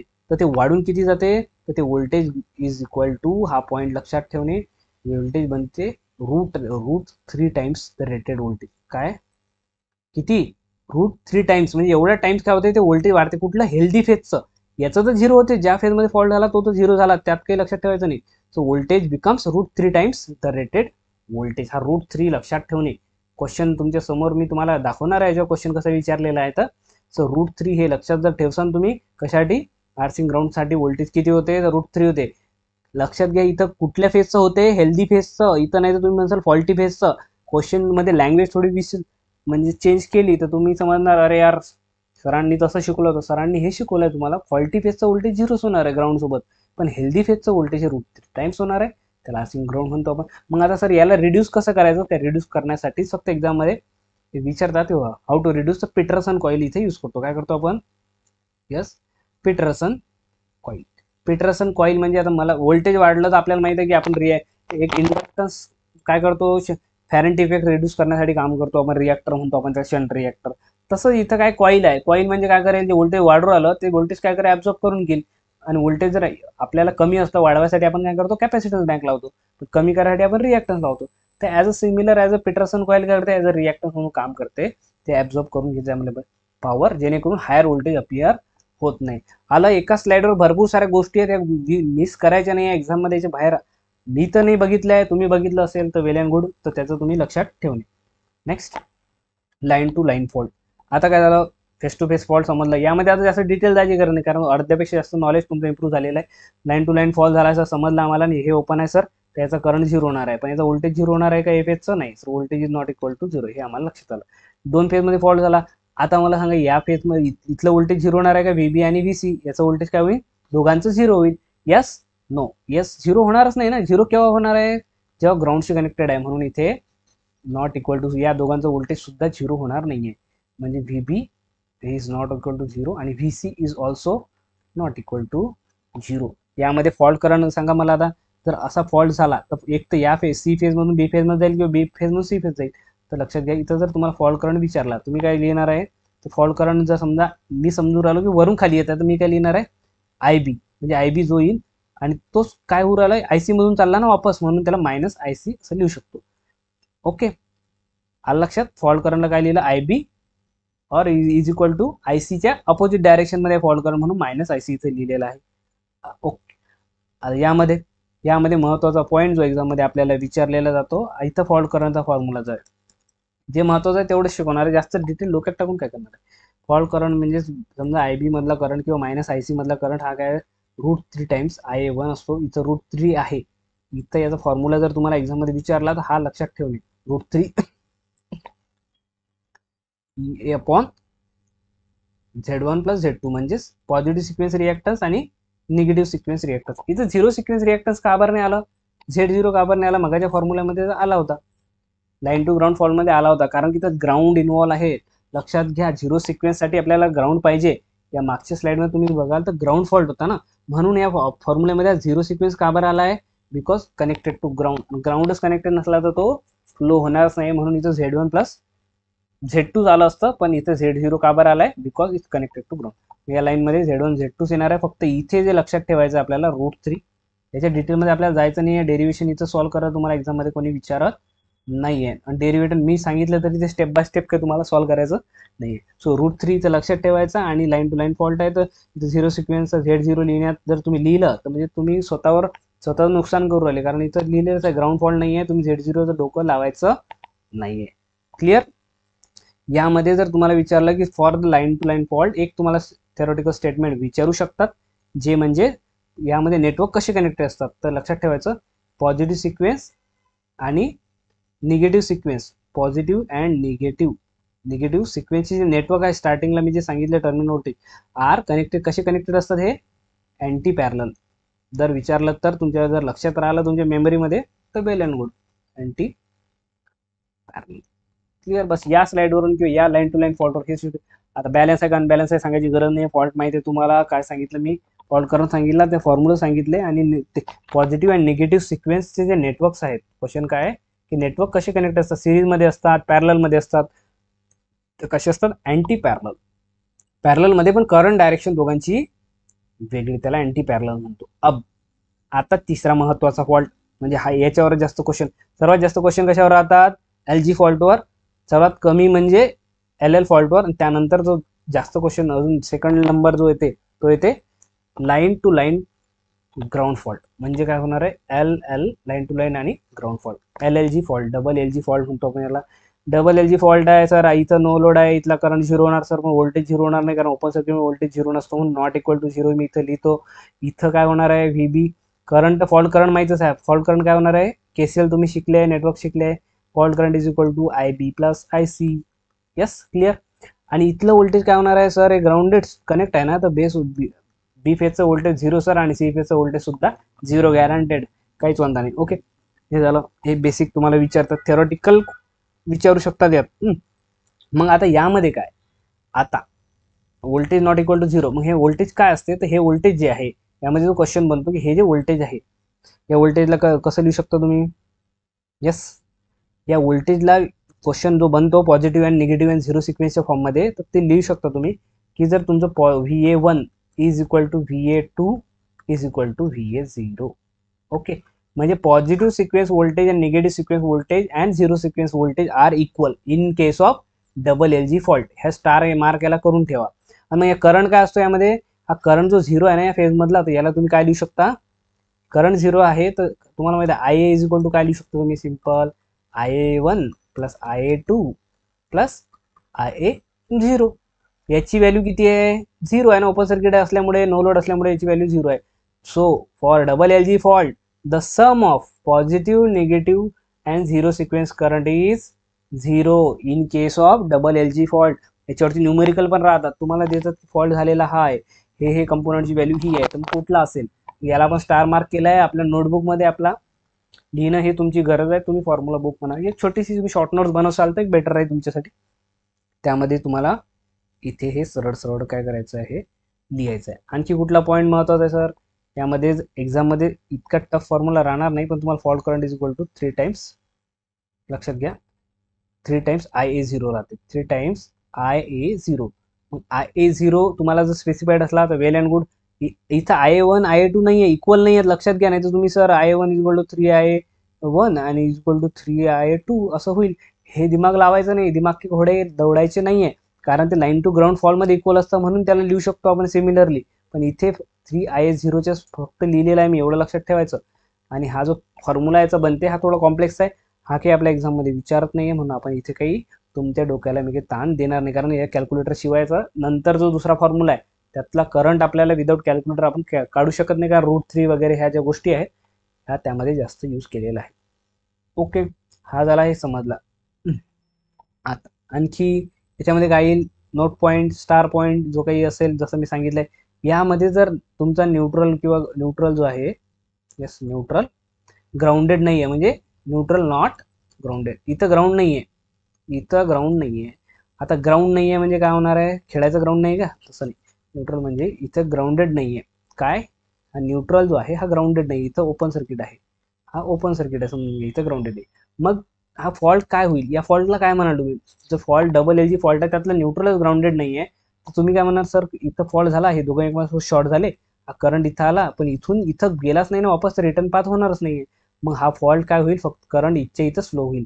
म्हणून तुम्ही याला फक्त लाईन टू लाईनच म्हणू सर आपण, कारण यात ग्राउंड फॉल्ट असूच शकत नाही, कारण की न्यूट्रल जर ओपन आहे तर रिटर्न पाथ भेटणार नाही, म्हणून तो ग्राउंड त्या करंटच्या पाथमध्ये येणार नाही, तर फॉल्टला आपण काय म्हणू, डबल लाईन टू ग्राउंड म्हणू शकत नाही. म्हणून ज्या वेळेस तुमचं न्यूट्रल नॉट ग्राउंडेड असलं त्यावेळेस आपण या फॉल्टला double LG fault treated as LL fault, म्हणजेच याला या फॉल्टला आपण लाईन टू लाईन म्हणूनच ट्रीट करू, जे आपण मागच्या फॉल्टमध्ये केलंय. इन केस तुम्हाला हे देऊ शकतात आणि तुम्हाला सांगतात की न्यूट्रल ग्राउंडेड नाही आहे, मग तुम्हाला लक्षात आलं पाहिजे की न्यूट्रल जर ग्राउंडेड नाही आहे तर मग लाईन टू लाईन फॉल्ट बद्दल विचारताय, ज्या फॉल्टमध्ये काय असते, अँटी पॅरलल सर्किट असते, ज्यामध्ये फॉर्म्युला √3 टाइम्स IA1 असते. या सर्व गोष्टी तुम्हाला रिकॅप झाल्या पाहिजे.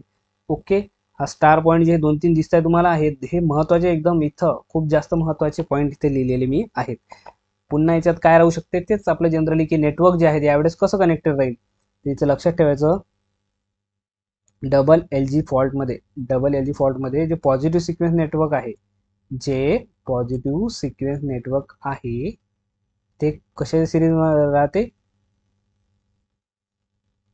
ही सिरीज इन विथ कशाच्या सिरीजमध्ये राहते, पॅरलल कॉम्बिनेशन राहते. पॅरलल कॉम्बिनेशन कशाचं, parallel combination of zero sequence आणि निगेटिव्ह सिक्वेन्स.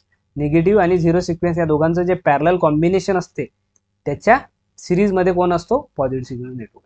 लक्षात राहिलं तर ठीक, नाही लक्षात राहिलं याला मी स्टार केलेलं नाही आहे जास्त, लक्षात राहिलं तर वेल अँड गुड, नाही लक्षात राहिलं तर स्टार तर तुम्हाला करायला लागेल. ओके, कारण तुम्हाला स्टार बनायचं आहे.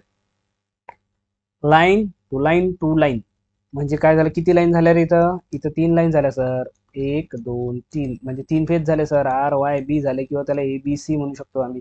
म्हणजे जेव्हा तिघही इन्व्हॉल्व आहे तर कुठला फॉल्ट झाला आहे सांगा मला, हा बॅलन्स फॉल्ट झाला आहे, बॅलन्स म्हणू शकतो, किंवा त्याला सिमेट्रिकल फॉल्ट आपण म्हणू शकतो. मग सिमेट्रिकल मध्ये काय सांगितलंय तुम्हाला, की सिमेट्रिकल फॉल्ट जेव्हा असला तर सिमेट्रिकल फॉल्टमध्ये आपण ओनली पॉझिटिव्ह जो नॉर्मल कंपोनंट यूज करतो, कुठला पॉझिटिव्ह सिक्वेन्स कंपोनंटच हा इथं राहणार आहे.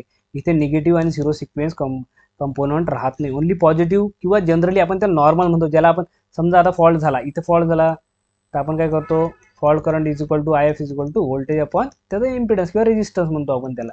तर जनरली इथं आपण R1 लिहितो का स्टडी करायची वेळेस नाही, कारण तो बॅलन्स आहे. याला बॅलन्स फक्त तुम्ही एकटाच जर यूज करा, R1 लिहायची गरजच नाही आहे, तो नॉर्मल कंडिशन आहे, बॅलन्स कंडिशन नॉर्मल कंडिशन. म्हणून या पॉझिटिव्ह सिक्वेन्सला आपण इथं 1 म्हणून काही लिहत नाही, पण लक्षात ठेवायचं तो कुठला असतो, तो पॉझिटिव्ह असतो जेव्हा आपला नॉर्मल कंडिशन असते. Simply positive sequence component only present in balance fault. इथं तुमचा निगेटिव्ह सिक्वेन्स आणि झिरो सिक्वेन्स हा कंपोनंट असतो का याच्यात, तर नाही. इथं हा पॉझिटिव्ह आणि निगेटिव्ह सिक्वेन्स कंपोनंट नसतो, कारण हा बॅलन्स फॉल्ट आहे. म्हणजे बॅलन्स फॉल्टसाठी एक्झाममध्ये काय विचारतात सर, तर एक्झाममध्ये काय विचारतील तेच विचारतात. जसं की आता तुम्हाला सांगितलं IF फॉल्ट जर झाला तर फॉल्ट इथं व्होल्टेज काय तिघायचे झिरो होतील का, नाही, कारण एकामेकासोबत आहेत, व्होल्टेज झिरो होणार नाही.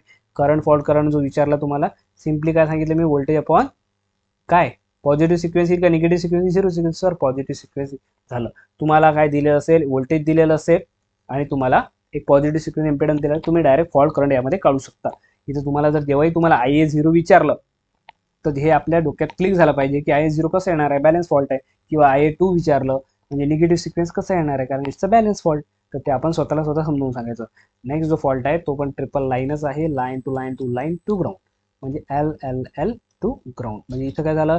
तिन्ही लाईन आले म्हणजे तिन्ही फेज आले, म्हणजे बॅलन्स फॉल्ट आहे. बॅलन्स फॉल्टमध्ये जरी ग्राउंड असला, बॅलन्स फॉल्टमध्ये जरी ग्राउंड असला, सिमेट्रिकल फॉल्ट आहे, तर आपल्याला कशी रिप्रेझेंट करायची गरज नाही, ओनली पॉझिटिव्ह सिक्वेन्स आपण याच्यामध्ये करू शकतो. सो इथं काय, हे व्होल्टेज तिघांचे काय होऊन जातील? इथं झिरो होऊन जातील, कारण की हे कनेक्टेड टू ग्राउंड आहे. तिन्ही फेजचे व्होल्टेज काय होतील?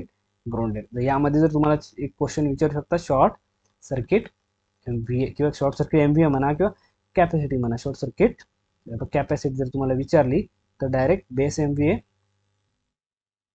तुम्हाला दिलेला आहे. तुम्हाला काय विचारलं आहे? शॉर्ट सर्किट कॅपॅसिटी विचारली आहे. तर base MVA upon Z1 equivalent, म्हणजे इक्वॅलंट इम्पिडन्स जर दिलेला आहे तुम्हाला, एका जनरेटरचा स्पेसिफाय केलं जातं, equivalent impedance of the generator is something 0.2 दिलेलं आहे तुम्हाला, आणि बेस MVA दिलेला आहे 100. Then the short circuit capacity of the particular transfer generator is, हे तुम्हाला करता आलं पाहिजे. 100/0.2 करा, तुम्हाला काय भेटेल? Short circuit capacity of the particular generator हे तुम्हाला भेटणार आहे. Okay, let's go for the numerical. Okay, yes. Expression fault line to line फॉल्टसाठी सांगितलं मी तुम्हाला. जर आठवत असेल तर दिमाग ते घोडे दौडाव यातलं कुठं आहे? लाईन टू लाईन फॉल्टमध्ये पहिली गोष्ट म्हणजे सर्वात महत्त्वाचं, ज्याला काहीच येत नाही, ज्याला फक्त कॉमन सेन्स यूज करते, तो काय करते की लाईन टू लाईन आहे म्हणजे झिरो सिक्वेन्स राहणार नाही आहे, म्हणजे हे ऑप्शन 2 तो कट करून टाकते. कट झाले ऑप्शन डायरेक्टली मेमरी. मग आता इथं उरले फक्त 2.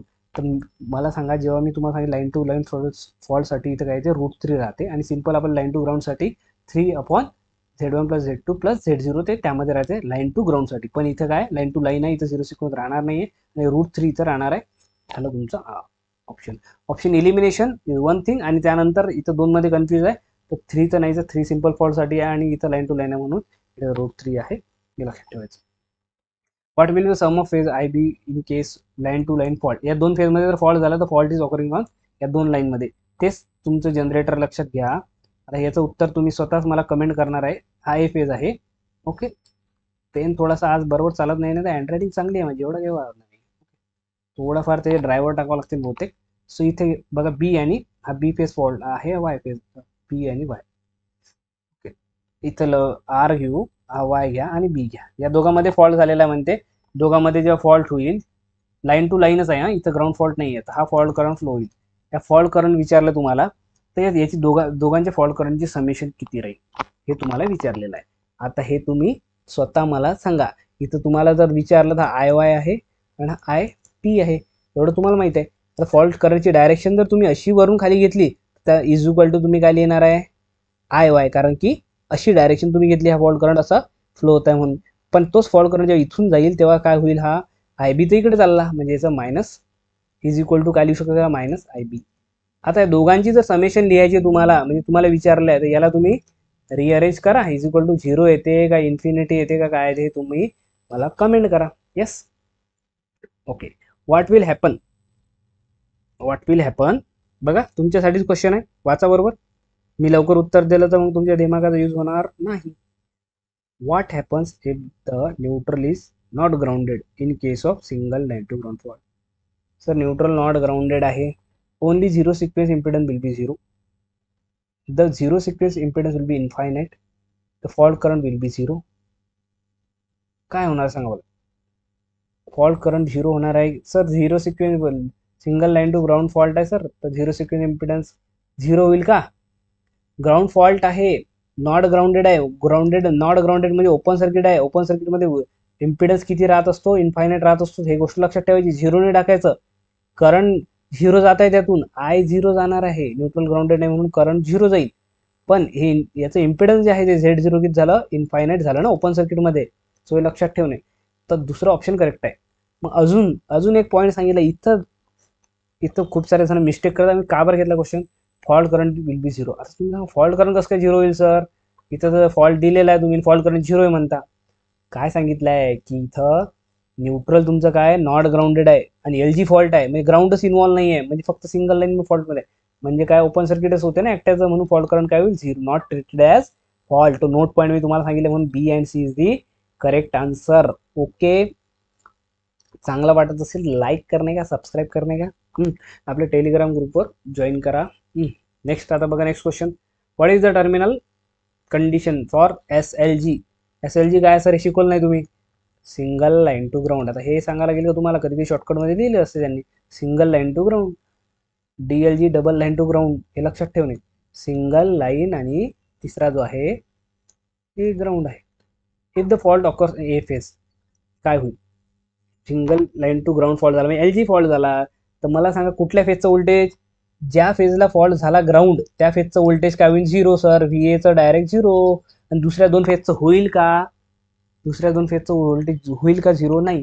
मग दुसऱ्या दोन फेजचं काय होईल, ते ओपन सर्किट आहे, म्हणून इथलं दुसऱ्या दोन फेज जर असला, व्ही बी झालं किंवा व्ही सी झालं, याचं voltage not equal to zero. पण ते ओपन सर्किट असल्यामुळे त्याचं करंट झिरो राहील, म्हणजे आय बी पण झिरो राहील आणि आय सी सुद्धा झिरो राहील. आय ए तो जो ज्यामध्ये फॉल्ट झाला तो तर आय ए काय राहील, तो फॉल्ट करंटच राहील. ओके, हे सांगायची गरज आहे का, कुठलं ऑप्शन आहे इथे, आय ए झिरो होईल, कारण की लाईन टू ग्राउंड फॉल्ट आहे, त्याच फेजमध्ये आहे म्हणून तो त्याचंच व्होल्टेज झिरो, आणि दुसरे दोन फेज ओपन सर्किट आहेत म्हणून त्यांचं current zero. Yes. What are the types of symmetrical fault. Symmetrical fault पुन्हा सांगायची गरज आहे, सिंगल लाईन टू ग्राउंड एक लाईन आहे, हा सिमेट्रिकल नाही आहे, दोन लाईन आहेत नाही, लाईन टू लाईन इथं पण दोन लाईन आहेत, हा नाही पाहिजे आपल्याला. मग कोणता असेल तुमचा ऑप्शन, कुठला आहे तुमचा ऑप्शन. येस, द्या तुम्ही आन्सर. आता एवढा सिंपल क्वेश्चनचा आन्सर मला द्यायला लावलं असेल तर कसं होणार आहे आपलं. सर क्वेश्चन अनसिमेट्रिकल आहे, तुम्ही असं क्रॉस नका करू. तेच सांगतोय मी, की जेव्हा आपण रीडिंग करतो घाईघाईमध्ये आपल्या सिमेट्रिकल अनसिमेट्रिकल सोडून देतो आणि आपण ऑल ऑफ दिस किंवा नन ऑफ दिस आन्सर देऊन समोर जातो, तेव्हा लक्षात ठेवायचं हे मिस्टेक मी ऑलरेडी मागे केली होती, म्हणून मी तुमच्यासाठी इथं पुन्हा मिस्टेक करून दाखवली. तुमच्यापैकी काही जणांना वाटायचं सरनी बरोबरच केलं, पण नाही. अनसिमेट्रिकल विचारला तर हा पण एकच लाईन आहे, हा अनसिमेट्रिकल झाला. या दोन लाईन आहेत, हा पण अनसिमेट्रिकल, आपल्या तीन लाईन पाहिजे.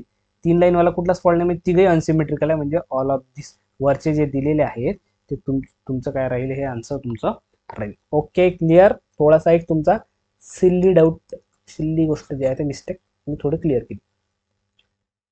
थेरोटिकल क्वेश्चन, हे single line ground fault occurs on the three phase isolated neutral. एक एक वर्ड वाचायचा, तिथं स्टॉप घ्यायचा. With line to neutral voltage एवढं दिले, potential healthy phase rise equal to.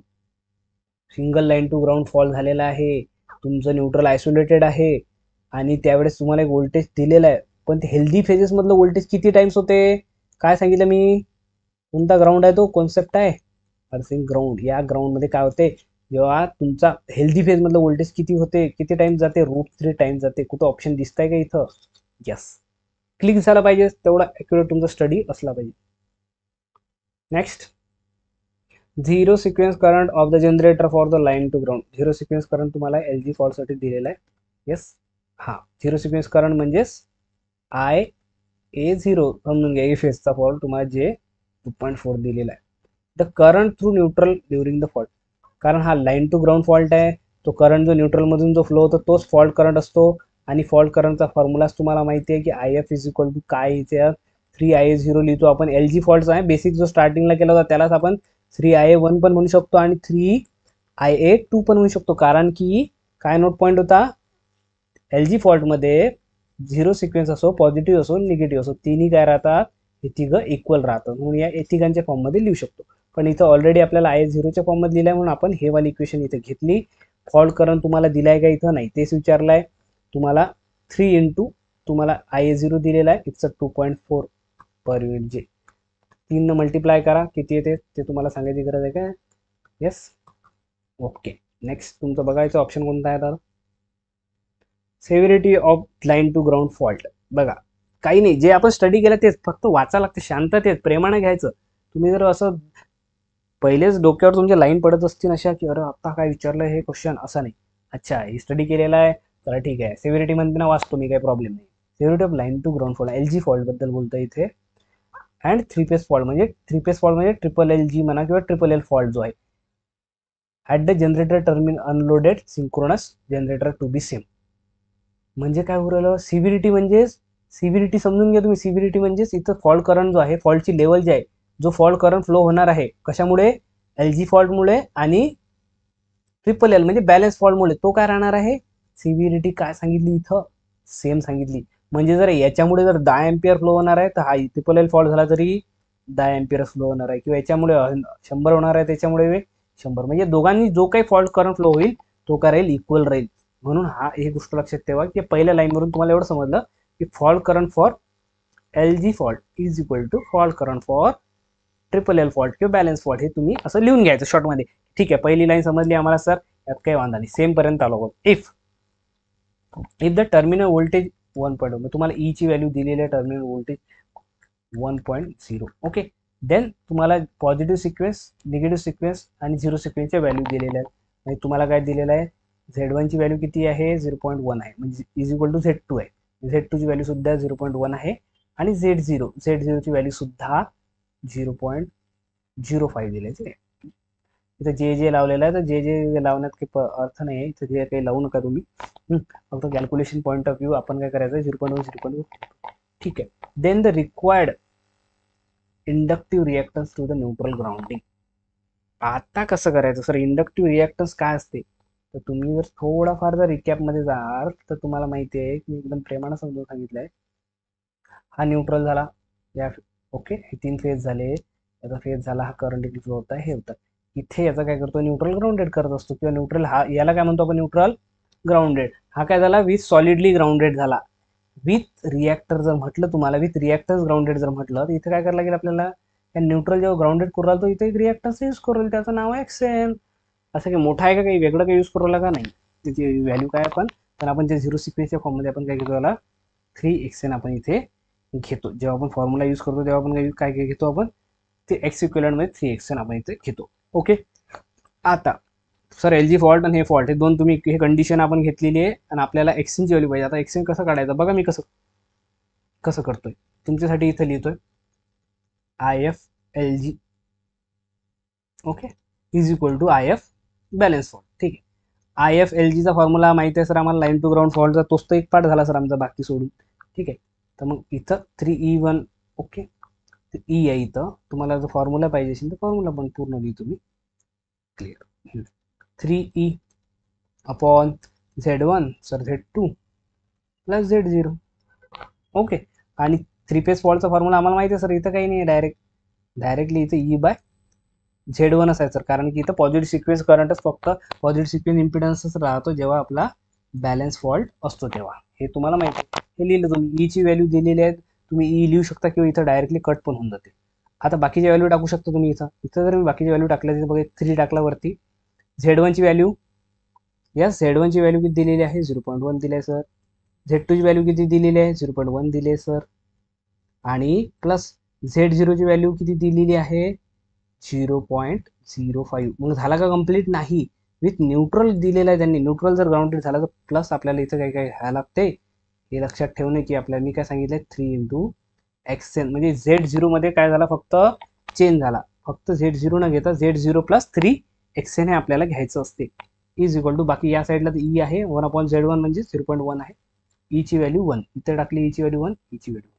म्हणजे आता तुमची इक्वेशन काय बनते, या साईडला बघा इक्वेशन कशी लिहितोय मी आता, 3 अपॉन, आज तिघांची बेरीज 0.1 प्लस 0.1 प्लस 0.05 म्हणजे 0. येते 25.